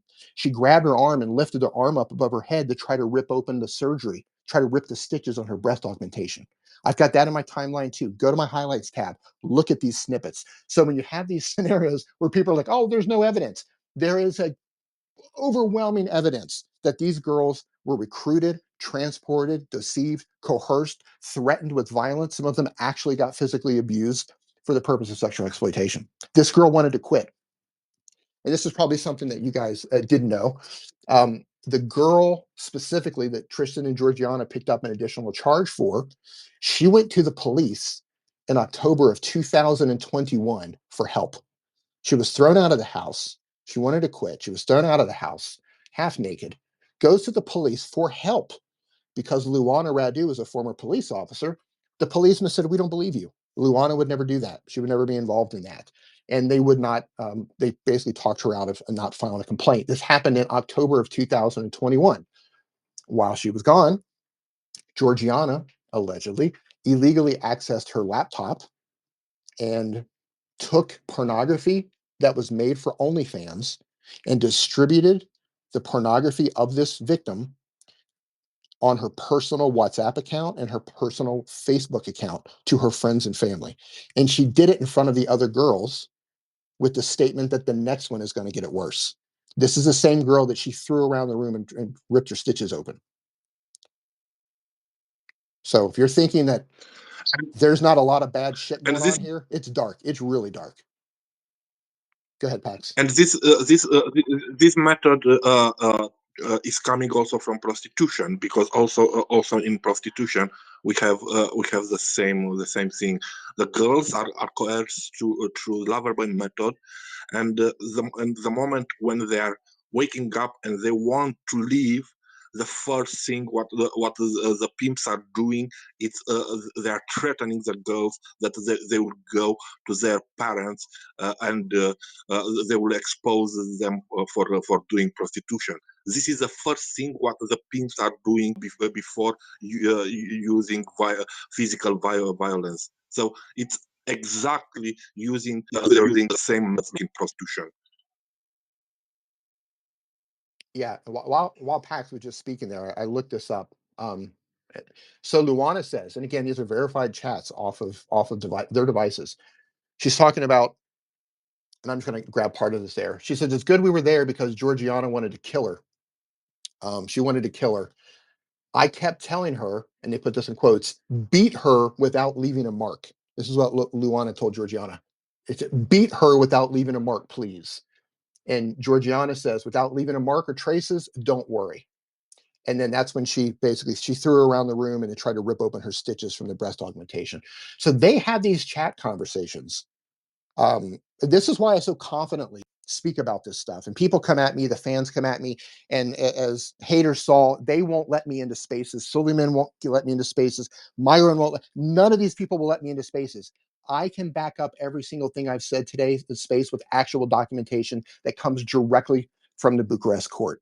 100% of everything I've said, I can back up with documentation. If you want to call me on it, call me on it. I will back it up, make a fool out of you. Because I've been doing this since they've been arrested. And I ain't slowing down anytime soon. Robert, you had your hand up, man. Go ahead. Yeah, just I know these guys are like fanatics. With Myron is like total lost. He does all kinds of insane shit. But there are some more reasonable people who still defend Tate, like the PTS guy, or what's that guy, the Iranian dude. Patrick Bet David and Malcolm probably just had a connection. I see Malcolm in here. Patrick Bet David. Yeah, Patrick. Like, is that the Iranian guy? Yes. Yeah, and PBD. Yep. he has a co-host. That guy is insane, but he has a more liberal co-host who sometimes talks with other people like more sanely. Like, have you tried reaching out to him? Patrick Bet David and his entire entourage of Value Entertainment, they're pushing propaganda for Tate. PBD, he's on board with Tate. Adam Sozanik I'm surprised Adam hasn't gotten pregnant with how much he rides Tate, to be honest with you. He says the most ridiculous things about Tate. And they had a new guy who was their head researcher, just gave an interview with Joseph McBride, a Tate's U.S. lawyer, and just let him, during the interview, just blow a ridiculous amount of misinformation up his backside. So I don't think there's anyone at Value Entertainment that's interested in the actual truth. For whatever reason, they're either grifting off of Tate's name or they've got some business with him that hasn't been disclosed publicly yet. I'm hoping when they get charged with money laundering, when this next indictment comes, I think we're going to get a deeper look into Tate's finances. We might see a bunch of names that we may or may not recognize. So we might see who's actually involved with some of his businesses. And so it could get really interesting. We'll find out. But yeah, PBD and company, they're on board. They're Team Tate all the way. Candace Owen, Team Tate. Tucker Carlson, Team Tate. It's wild. It's absolutely wild. The Patrick guy is wild, but Adam seems sometimes reasonable to information, and they sometimes gang up on it as the token liberal. I know at one time Adam was suspicious, but ever since they went to Romania, Adam he's a diehard Tate fan at this point. He started off not being that way, but he's on board Team Tate now. He's a big fan of the Tate hospitality. Yeah. Wonder how they received him. Shit. Well, there's a clip again on my feed where Adam was talking about when they went to visit him in Romania, and he's like, "Oh, the hospitality was great." And then he says this. He goes, "And the women," and then the other guy interrupts him. He's like, "Forget about it. Forget about the women." And Adam goes, "Oh yeah, treat them with respect." So why would you mention the women when you're talking about Tate's hospitality? Did they offer them prostitutes? Did they provide What women for the them? fuck? That's weird, man. It's a weird That's comment. very weird. Yeah. Why would you mention, as a journalist or somebody with a YouTube channel or somewhat a professional, why would you mention the women when you're talking about Tate's hospitality? I've got the video clip in my timeline. It doesn't make sense. I mean, it does if you frame it through what it looks like, because we have other clips too where Tate talks about during War Room. There's a War Room event that was recorded, and Tate's telling the War Room members that they have women. Oh, I've got some girls in the back. I don't know where they're from. Have fun. So they've previously provided women for War Room members, and there's lots of allegations of guys to Romania with them providing women as well. Suspicious for Adam to say, yeah, and the women. But I don't like to speculate too much. But it is suspicious.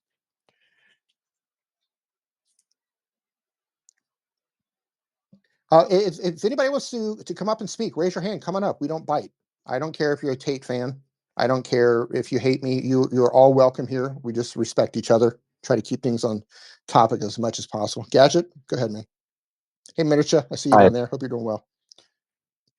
Hey, Crayons. Hey, everyone. I just thought I'd let everyone know, if you haven't noticed, I was listening into when Crayons attempted to have a nice conversation with Myron and his buddies, and listen to that whole thing go down with them just cowering and kicking him out. So I made a little clip of it up in the nest, of, I don't know, this guy, he's the alpha male, I guess, masculine male man, and it's just a little conversation he's terrified of, quite clearly. So I do find it amusing. It's been a kind of amusing end to a frustrating 24 hours. But yeah, if anyone wants to have a listen, and laugh at him, that's up in the next. Thank you. Yeah, that was wild. I was requesting to speak, and then they had a brief discussion on whether or not they were going to let me speak. And they said, "Oh, we don't want to lose any brain cells today."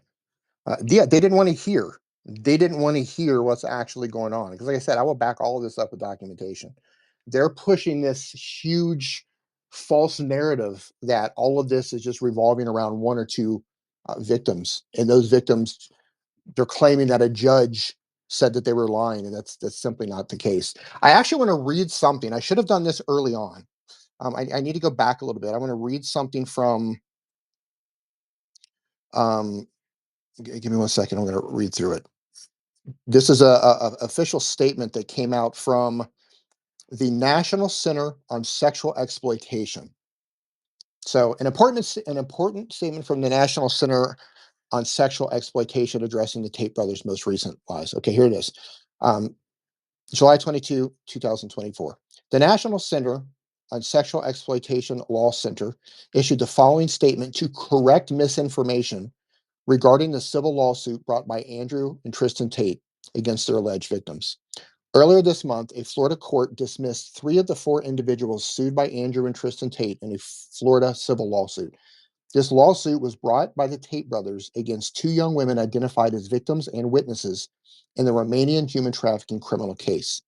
A victim's parents and a United States Marine who reported their crimes to the U.S. Embassy in Romania.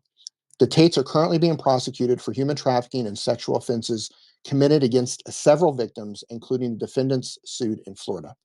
Previously, a federal court in Florida dismissed the Tates' claims against the U.S. Marine, but for procedural reasons returned the case back to state court. After a hearing via several orders issued in July 2024, the Florida court dismissed all claims against one of the victim defendants and against the parents of one of the victim defendants. As to the remaining victim defendant, the court dismissed 4 out of the 8 claims brought against her. No discovery has occurred. The case is still in the most preliminary stage. The court's orders allow the plaintiffs to amend their complaint and try to cure its deficiencies, which also provides the defendants the opportunity to file new motions to dismiss. Furthermore, at this preliminary stage, the court does not make any factual findings and, under the rules, must assume all the facts as stated in the complaints are true for the purpose of ruling on a motion to dismiss. In Florida, the rules for pleading are quite liberal, and the Tates have attempted to use these liberal pleading rules to unfair advantage. Given the liberal pleading rules in Florida, it is a very high hurdle for defendants to overcome to get a case dismissed at this early stage.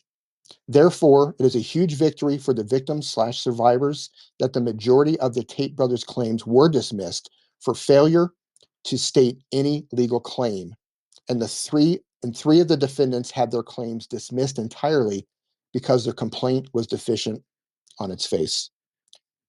For the remaining claims, the defendants are confident that the truth will prevail as the Romanian and UK criminal proceedings continue to be prosecuted against the Tate brothers. Then it goes on to talk about who their legal counsel is. So Danny Pinter is a legal representation for the remaining victim, and she's the senior legal counsel for the National Center on Sexual Exploitation. She goes on to say, "We are very pleased the court has tossed out the majority of this frivolous lawsuit and wisely narrowed the issues and claims. If the case proceeds, we look forward to the opportunity to prove the truth of what occurred in Romania, and we are confident that ultimately we will succeed and this harassing lawsuit will fail."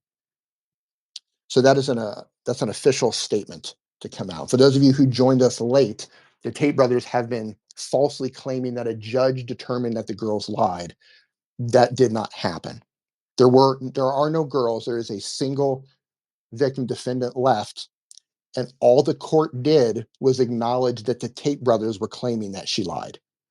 That's it, and it's procedural. So they're pushing this massive misinformation campaign to try to make people believe that they're being falsely accused in Romania. But if you've been around since the beginning of this space, DCOT is the accuser. This victim could disappear off the face of the earth today, and I hope that doesn't happen, but technically speaking, she could, and it would have no impact whatsoever on the case in Romania. And we've also been told that the US case will have no impact on the Romanian case, whatever the findings are. So however this turns out, it's not going to impact the Romanian case. It's a civil case in the US, it is a criminal case in Romania, and DCOT is the one who gathered all of the evidence. So I wanted to put that out there. I think I've got that pinned up. Do I have that pinned up top? Maybe. I'm scrolling across. Yes, I do. If you scroll all the way to the right, the statement that I just read from 3 hours ago from Milk Bar TV, right? He was the first person to release that statement. I have it as well. I just haven't had time to post it. If anybody wants to come up and speak, ask questions, please raise your hand and come up. Everyone is welcome. Malcolm, did you fall off? Are you still with us, man? All right. So I'm going to remove Malcolm because he has been silent. Even when we talked about Patrick Bet David, Malcolm, that was your opportunity, man. Gadget, go ahead. Hey, Crayon. Firstly, is my audio all good? I thought I should check before I talk for a bit. Yeah. You're good. Cool. I thought while we have a bit of a I don't know, covered what you were covering. I thought I might just quickly touch on. You mentioned I don't know, valuetainment, this new valuetainment clown that was talking to Joseph McBride, Tate's lawyer. Their In a lead moment, researcher. Their lead researcher. yes. Apparently, I was like, who the hell is this guy? Just talking to Joseph McBride with the horrible camera angle with a valuetainment logo behind him with like 200 X followers. I'm like, who is this? And apparently, in his bio, he's a lead researcher and future president of the United States. So watch out for, I can't remember his name, whatever his name was. But in a moment, I'll put up in the nest, actually, if anyone's interested. I made a clip of a particular part of what McBride was talking about, the UK civil case. And this is one thing, hearing this stuff come from Suleiman and all these other peanuts, but hearing it come from a lawyer is just particularly embarrassing, I thought. So he repeated a bit of disinformation that has been pretty one of their go-to lines as far as the UK civil case. So this involves 4 women who were seeking a civil case against Tate for rapes and assaults and the various other crimes. And so it was originally brought back in. Okay, so these alleged crimes, happened between 2012 and 2015. And they went to the police. 3 of the 4 women that were involved in the initial investigation went to the police. The investigation was just terribly botched. It took until 2019 until the CPS got the file and decided whether to prosecute or not, by which time the Tates had fled, I would say, to Romania.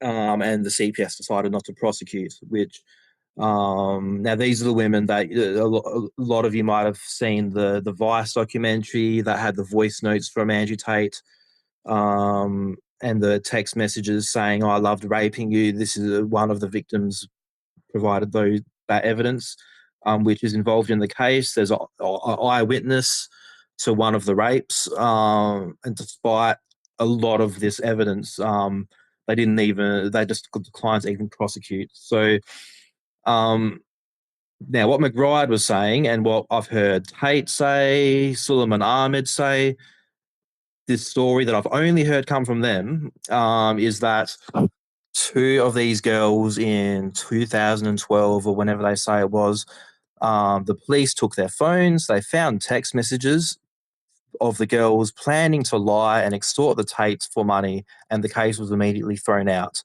That is their story. And I'm sure there's people in this space that have seen that story and maybe even thought that's what's happened. That is not what. There's no evidence of that being what happened at all. It contradicts, obviously, what the women and their lawyers say, but it also contradicts what the Hertfordshire police that did this investigation. Even though they messed up the investigation, they don't say that's what happened. They have actually told the lawyers, McHugh, Jury and Partners, that they believe there's enough evidence for a prosecution, and they disagree with the CPS, whereas McBride was saying that the police saw these text messages, knew they were lying, and threw the case out. So that's not true. That's not true at all. There's no evidence of this happening. The civil case is going ahead. There's a link up in the nest to a crowdfund to help the women bring this case, this civil case, and with the hope that the lawyers are pushing for an inquiry into why the CPS declined to prosecute and are looking to get that criminal case reopened as well, which is the priority ahead of the civil case that is going ahead. So if anyone can make a donation, please do. But please know that if you see Tate or any of his goons say that this is a old case that was brought up, that was thrown out in 2012 or 10 years ago because the police caught two girls lying, this is a lie. And I've asked Mr. McBride and Suleiman to clarify where or what they're basing this view on. I actually tried to ask Suleiman in a space, and he said that I'm a Zionist Islamophobe and kicked me out of the space. So that's it. And the link up in the nest, if anyone can please share on all your social medias. If you can donate, great. Even a $5 or $1 donation will add up, and two, put you on an email list to get case updates as well. Joseph McBride, if you're listening to this, you're an absolute clown. That's all I have to say. Yeah. Well said. And I want to expand on this a little bit for those of you who don't understand the full scope of what's happening with the Tate brothers in various cases. So they have one criminal case in Romania currently. That's the one that they were indicted for in June of 2023. The trial was ordered. Now that's gone to the Court of Appeal, because Tate appealed that decision. That is for forming an organized criminal group and human trafficking. Andrew has an additional charge for rape, and Tristan has an additional charge for incitement of violence because he ordered Georgiana and Luana to physically assault one of the alleged victims. Now, forming an organized criminal group, this doesn't get not enough people are talking about this. In the EU, it means that 3 or more people have essentially conspired or put together some method to commit crimes. So there's 4 of them, and the allegation is they put together a system where the brothers would recruit and deceive the alleged victims. Then they would transport them back to Romania, and then Luana and Georgiana would take care of it from there with the assistance of the brothers, and they would all work together to try to coerce the girls into working on TikTok and working on OnlyFans. So they put together this system of exploitation. And this is significant because when you have forming an organized criminal group, essentially organized crime, we'll call it, when you have that on top of human trafficking, that adds weight to the human trafficking charge, because it's no longer a scenario where it's like, oh, we didn't know we were human trafficking. We didn't know that we were breaking the law. What it means is they systematically recruited and deceived and coerced and transported these alleged victims for the purpose of exploitation. They put a system together to exploit these women. That's the allegation. So this adds a lot of weight to the human trafficking charge. And by the way, I've put this all up in the top. If you go to the nest and go all the way over, you're going to see a rainbow colored graphic. And then the top of it, it's going to say McHugh Jury and Partners. They put out a statement. They're the legal representation of the 4 victims in the UK who were suing Andrew Tate for rape. That's what Gadget was just talking about. And they did a breakdown of all the current cases. So I just told you about the Romanian case that's happening now. In addition to that, there is a second Romanian case that's being built right now. It is also a criminal case. They're looking into additional human trafficking, trafficking in minors, money laundering offenses, bribery and corruption offenses, and influencing statements. This is still in the investigation stage. There is no rush whatsoever to charge them because they've already been indicted for one charge. They're not leaving Romania. This case is being built right now. This is supposed to be a much larger case than the first one. They also have they have a criminal case in the UK for human trafficking and for rape. This is for both brothers, Andrew and Tristan. There's a number of alleged victims in that. Now, The brothers are going to be extradited to the UK for this case whenever Romania concludes the criminal proceedings. That means that if the brothers are acquitted on all charges, which it would take a miracle, it would take a miracle for that to happen. But even if the brothers are acquitted on all charges, they will be immediately arrested and extradited to the UK, where they get started on that case. Okay. And it is not a civil case, as they like to tell people, and it is not for an old case that was closed. These are separate victims. You have the 4 victims that are suing Andrew for rape, and then you have additional victims that involve additional rape and human trafficking allegations. That's a done deal. Romania agreed to the extradition. So if they're acquitted on all charges, they're arrested and they're extradited to the UK, or if they're sentenced to prison, as soon as their prison sentence ends, they are arrested again and they're extradited to the UK. So that's a big deal. So you've got the UK criminal case and you've got the UK civil case, and that's what Gadget was talking about, where 4 victims are accusing Andrew of raping them. So that's what you have right now. These guys are in a lot of trouble. These guys are in a lot of trouble, and as if you heard early on, their trouble has been following them around for a long time. So when you have this argument of, well, you know, they're only being prosecuted because they're an influence, or because Andrew's fighting the Matrix, or because they're rich and famous. No, this stuff has been following them around for a long time. And now that they've got them, it's all coming home. It's all coming together. Really good chance evidence is being shared amongst countries. Of course, I have to speculate on that because I haven't seen the document, but the tax evasion case in the UK, that's an additional civil case. That trial already took place. There will be a decision in September on that. They are alleging that Tate did not pay taxes, or the brothers did not pay taxes on, I want to say it's 21 million pounds. And they are seeking payment in back taxes for, I think, 2.8 million pounds. And they have 7 bank accounts that are frozen because of that. And they claim, the UK claims, that the brothers are not paying taxes in any country. So if that's the case, then I would not be surprised if the USA comes for their pound of flesh.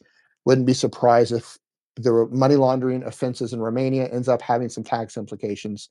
And I wouldn't be surprised if the UK eventually comes in with criminal charges for tax evasion. It's easier to collect money for a civil case, a lot easier. So if they can prove that the brothers have evaded taxes, they can collect the money, they could technically come after them with a criminal case for tax evasion in the UK. But we'll have to wait and see. I don't want to speculate too much on that.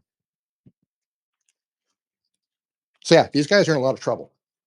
Whole lot of trouble in multiple countries. Okay, got a lot of questions downstairs. Does anybody want to come up? We have 94, 95 people in here. Everyone is welcome to come up and speak. Doesn't matter to me if you're a Tate fan. You are welcome here, as long as you respect everyone up on stage. Pax is back. Pax, go ahead, man. Go ahead, Pax.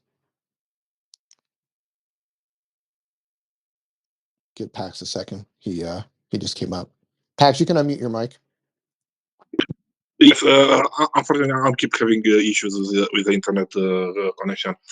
So what I would like to add is that also in Romania, they never paid taxes on profit because they never had profit in Romania, and and in Romania, as many you don't know, actually. The number of employees, it's a public information, and when you have a contract with a new employee, you are obligated to register that employment contract with the Romanian authorities, so it will be into a database. So, and we saw that from those public databases that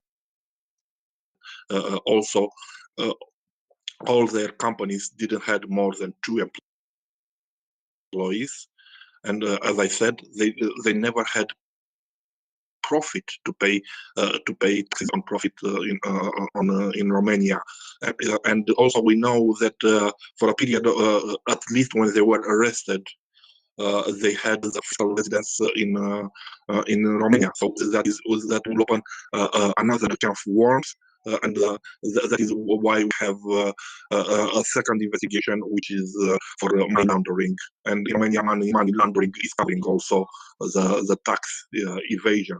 So those boys don't have problems just in UK for taxes. Also, they have problems in Romania for the taxes. Yeah, they're in a world of hurt. They're in a world of hurt, and I have a suspicion that this is just getting started.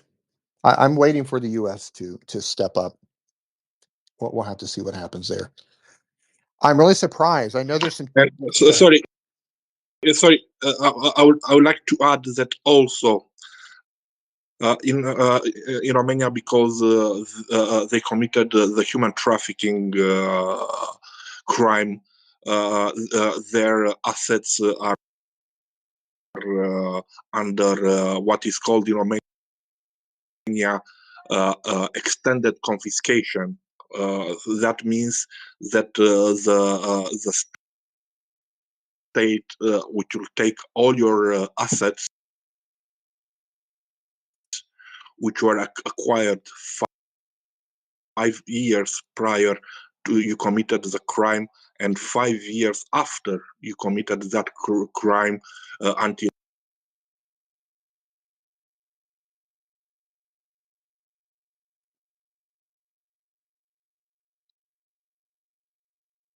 Is that me or is that Pax that lost his signal? an official income, and from income in Romania. So all those assets were at the end of the trial, if they're convicted, they will be confiscated if they cannot prove the legally of those assets. Yeah, thank you, Pax. And what he was saying is 5 years before and after is what Romania can actually seize their assets for. 5 years before the alleged crime and 5 years after. That's wild. That's really wild. But if you're using money made from something that ends up being illegal, then yeah, if you use that money, you should lose it. I don't make the rules. I just agree with them. Now I see a lot of Tate fans in here, people who have been coming at me, people who are leaving comments right now, still trying to come at me. Come up and speak. You guys are all welcome to come up. We don't bite. We can disagree respectfully. But I can assure you that the information that you've been getting from Tate's entire PR team has steered you in the wrong direction. That's why you don't believe what is happening. And I'm welcome to explain anything to anyone who comes up and asks a question. Yeah, what's funny is, and those of you in the regular spaces know this, the fans come at me all day long. They come at me. They send me DMs. They're leaving comments on my YouTube channel. They're just coming at me, and then I give them the opportunity to actually come up and talk about this stuff. And almost always, they never come up. And they never come up, and then they come at me for not showing my face when they won't even come in and have a conversation. So that's who we're dealing with. So I'm going to do a recap here on what's actually happening for those of you who come in. The Tate brothers have been pushing misinformation, and this originated from a press release that had misinformation in it. They've done this before. They're stating that the judge in the U.S. ruled that the girls were lying about what they said in Romania. That did not happen. That did not happen. There are no girls. There is a single defendant victim in the U.S. case left. Everyone else has been dismissed. All the court did was acknowledge that Tate is accusing her of lying. Tate is accusing her of lying. And that was put in the document as procedural. A couple of the claims, most of the claims are rejected. A few of them are moving on to discovery. This is a very preliminary stage of the entire case. The case hasn't started yet. There was no decision. The case was not won. They're still in a very preliminary stage of this case. They're trying to figure out what claims are actually going to be the final claims to go to court on. It's a very, very preliminary stage. Most of the claims were dismissed already. 3 of them, I believe. 3 of them remain for defamation and for what was the other one? I have it up top. Conspiracy or something like that. I have the entire list up top. I got to scroll over to get to it. Civil conspiracy, defamation per se, and defamation. Those are the ones that are currently moving into discovery. Discovery is where they're actually going to share evidence from both sides. Tate's going to provide his evidence to try to prove their claims, and the defendant is going to provide her evidence to prove her stance as well. So it should be interesting. But the judge did not say anyone lied. They only acknowledged Tate's accusations that she lied. That's it. And of course, they spun that. They're actually having an emergency meeting, I think today or tonight, whenever time it is in Romania. And they're talking about the big case update. So they're going to push a ton of misinformation during this live stream. And I hope it backfires on them, because the U.S. is a little bit different than Romania. So what they say might end up being used against them. I hope it is. Just me, you have your hand up. Go ahead. I just have a question about the Florida lawsuit, since we're having such a problem with McBride having a mouth as big as the ocean, it seems. When they get into the discovery part of this, will he be allowed to compromise private information and things and details surrounding that case Just me, online, as he's been is doing? busy at the moment. I would like to add quickly something. It's not Pax? the first Pax? time when they are bluntly lying about the Yeah, Pax, you cut her off. She was actually speaking. I think you're having some internet problems. So, Oh, sorry. I'm really sorry. I'm really sorry. that's okay. Just wait a second, Pax, and then I'll let you know. I think you might have a delay. Just me, go ahead and continue. No, that was it. I was just curious. I mean, what kind of limitations will be put on McBride about divulging information and circumstances in this case as he's obtaining this discovery on behalf of the Tates? Will they be able to enact some sort of a gag order, or will he just be out here creating a free for all for everything that they come across during this discovery? I honestly don't know. For those of you who don't know, Joseph McBride is one of the U.S. lawyers, and when they filed this lawsuit, he purposefully, and he posted it over and over and over and over again in his X timeline. He posted the unredacted lawsuit and 100% doxed the victims. He put their real names out there, their identification numbers, their phone numbers, their addresses, their passport numbers. He completely doxed the victims in their entirety.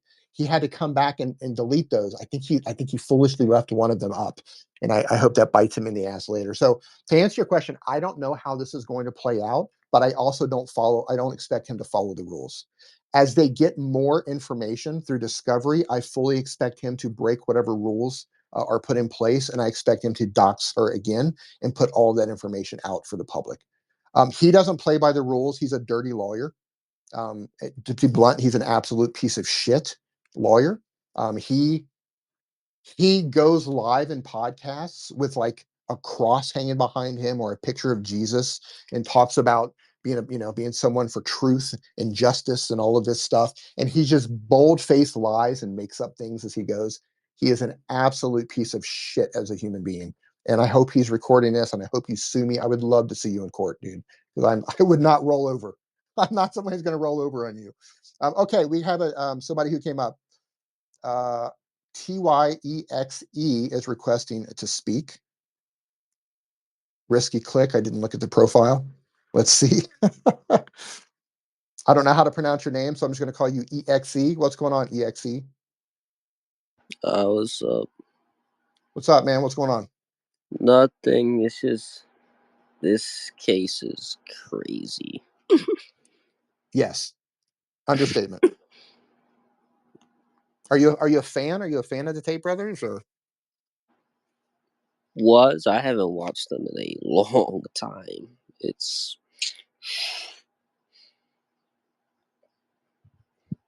because I'm not gonna lie, I kind of did fall for it. And then you showed all the receipts. It's like, Because the thing is like he just knows how to talk and knows who to talk to. If that makes sense. Oh yeah, he's a fabulous communicator. I think he's one of the best communicators online right now. I mean, when he speaks with authority, and he's really good at getting his point across. He's really good at marketing. So yeah, I mean, he's good at what he does. He's great at manipulating. He's great at deceiving. He's great at communicating. Yeah, What? he's definitely got a PhD in pimpery, if He there is does. such a profession. Is Yeah. pimpery a profession? If it isn't, it is from this point onwards. I officially proclaim by the powers invested in me by the several hundred followers on X, I hereby pronounce pimpery as official term. There you go, pimpery from this day forward. EXE, was there one thing in particular that you saw that made you, so you went from a fan to not being such a fan? Was there one thing that you saw where you kind of paused and said, okay, these guys might not be who I think they are? And if so, what was it? Let me think. Nah, I know it was from you, but I forgot which like document it was because it was from like months ago. Because it's I gotta explain it. So it was some sort of document that was posted. Yeah. Okay. All right. Well, I've said this a lot. I'm not trying to convince anyone of their guilt. I'm trying to share information, and then people can come to their own conclusion. You can't convince somebody of something, right? If you're dead set on something, you're going to have your own thoughts on it. But all any of us can do that are sharing information is just give you the information coming from the Bucharest court, or here's some videos where they contradict each other, and then you come to your own conclusion. Yeah. I just brought another speaker up. The nickname is, or the name is Damned Nation. How you doing, Damned Nation? What's on your mind? I didn't even realize I pressed request. I'm sorry about that. I was just intensely listening to the conversation because I'm quite curious about all this because, it's not good, is it, for Andrew Tate? And I can't stand men like that, like in the slightest. So it's an interesting conversation. Thank you. And you're certainly supplying information which I'm assuming Mr. Tate doesn't value. But I'm sorry about that. I didn't mean to do that. But at least you know I'm not spying on you. Well, you're more than welcome to stay up here. If you have any questions or anything, now would be the time. You sound great. Good microphone. Has he? I'm assuming that at some point he has tried intimidating his witnesses. The witnesses, is that right? Yes. Yeah. While he was in jail, they caught him on recorded jail phone calls trying to intimidate two of the victims into changing their statements with DCOT. They've got his recorded phone calls. It's leading to another charge. That charge is called influencing statements. That's essentially witness tampering or obstruction of justice, depending on where you're at in the world. But there, it's called influencing statements, and they've got him on recorded calls, and they've transcribed those calls, part of those calls in the indictment.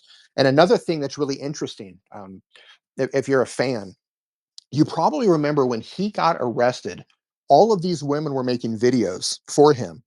All these videos. Well, he's such a nice, they're so nice. I know them for so long. They would never do anything, etc. So, and I've got this on my timeline as well, and it's pinned in the highlights tab. All of that was an orchestrated PR move that they recorded also during his jail conversations. They told which girls to make videos, and they even told them what to say. So all those videos where the girls were talking about, oh, they're so great, they would never do anything, they would never hurt anybody. That was it was a coordinated PR move. I've got it pinned in my highlights tab. It's part of the indictment. It's part of the case, and we've seen some of those transcripts from the recorded jail calls, all orchestrated. Thank you for that.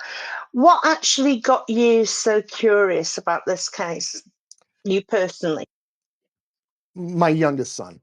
My youngest son during the pandemic kind of got sucked into some of the negative aspects of what Tate was promoting at that time. If you remember, everybody's stuck inside, and it was difficult to open up social media sometimes without seeing some video of Tate. And at that time, they were paying students in their Hustlers University. They had like an affiliate system set up where they would pay their students to promote them on social media. It was a well orchestrated algorithm coup, so to speak, in terms of how they took over platforms like TikTok very rapidly. They had all these students just uploading these videos nonstop, and the goal was is to try to drive them to their online school where they would get paid a commission. So it was really smart how they put it together, but unfortunately, the content that they were being given at that time was a different Andrew Tate. He was lots of messaging about misogyny and how women were stupid, etc. And my son got caught up in some of that. And what algorithms do is they try to predict, and then they serve you. They try to predict what you're going to watch next, and then they will serve you more of what you interact with. So if you're watching videos on YouTube or TikTok or whatever platform, and they see, okay, well, this person engages with this type of content, they're going to keep giving you more of that. Even if you react in a negative way, even if you're leaving comments that are negative, the algorithm doesn't necessarily care that you are giving a negative comment. They just see that you're engaging. So they're like, okay, well, this person likes to watch this type of content for whatever reason, so let's give them more of it. Unfortunately, my youngest son got caught up in some of the more negative content, and that all came out one time over dinner. We were sitting at the table, and I forget how the conversation went, but my youngest son said he's not listening to women anymore, talking about my wife, his mother, because women were stupid. And you can imagine how that played out at the dinner table. And that just kind of sent me down the rabbit hole of not only trying to figure out who Andrew Tate was, but trying to figure out what was going on social media that could influence my son in that way. And, as a parent, I was really hands off.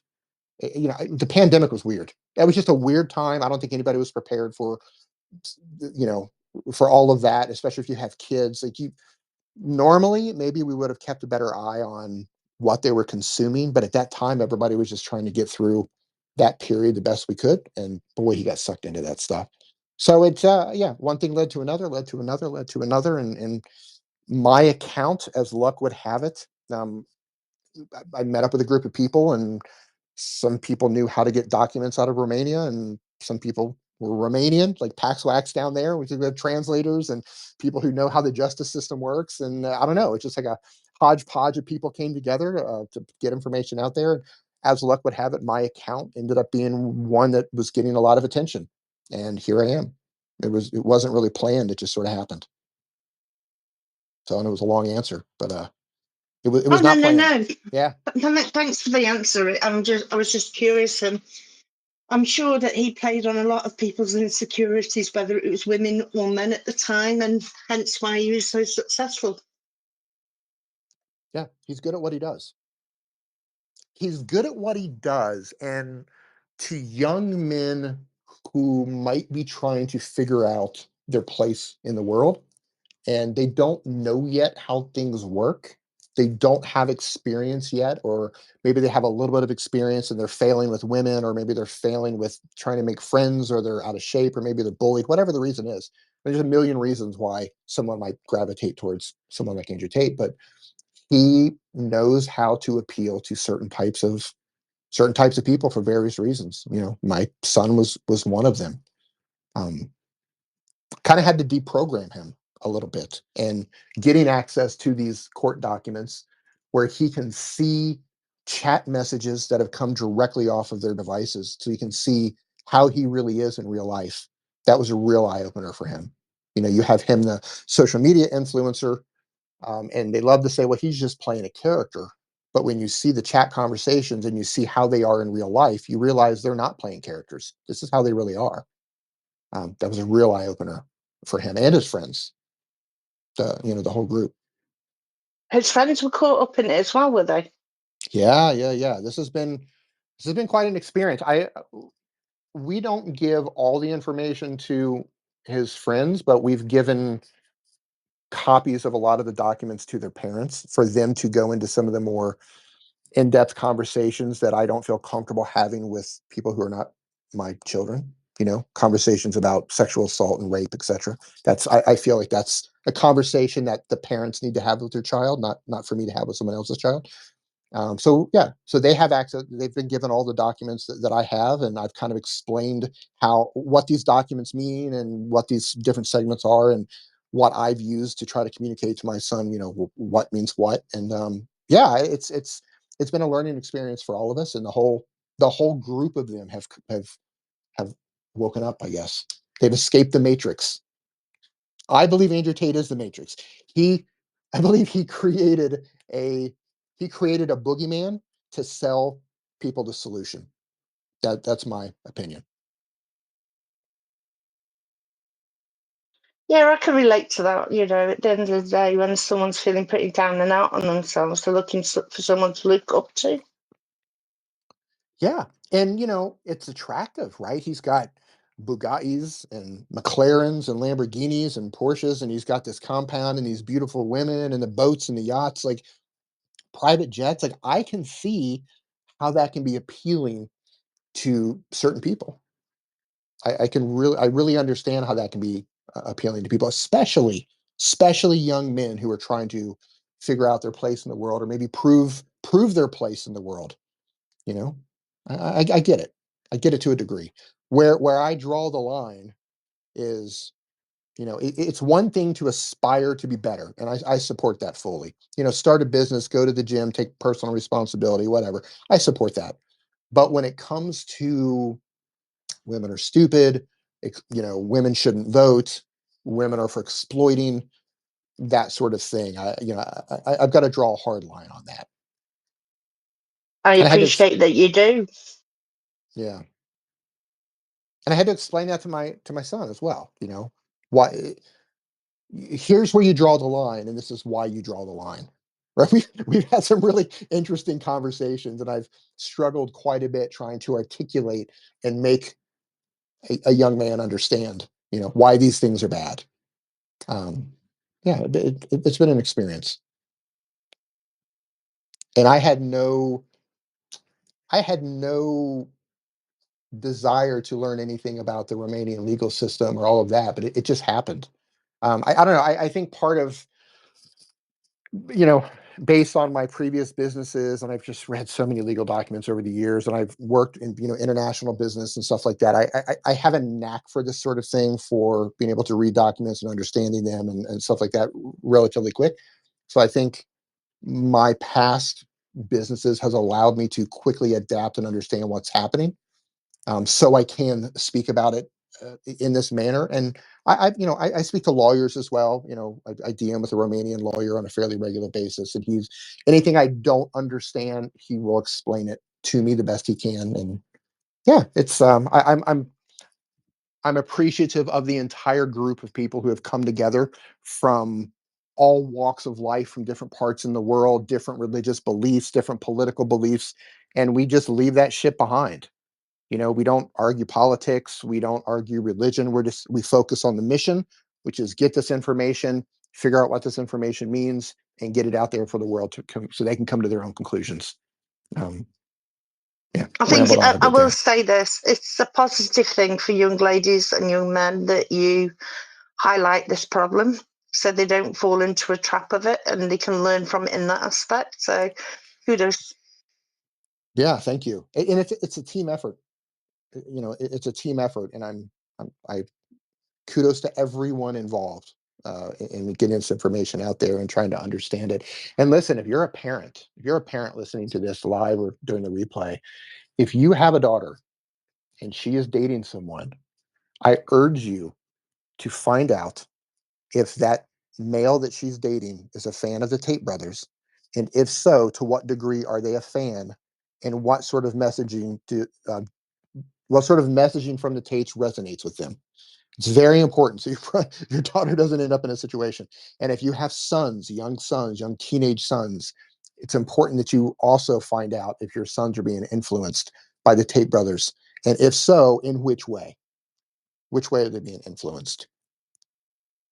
Pax, I brought you back up, man. Go ahead.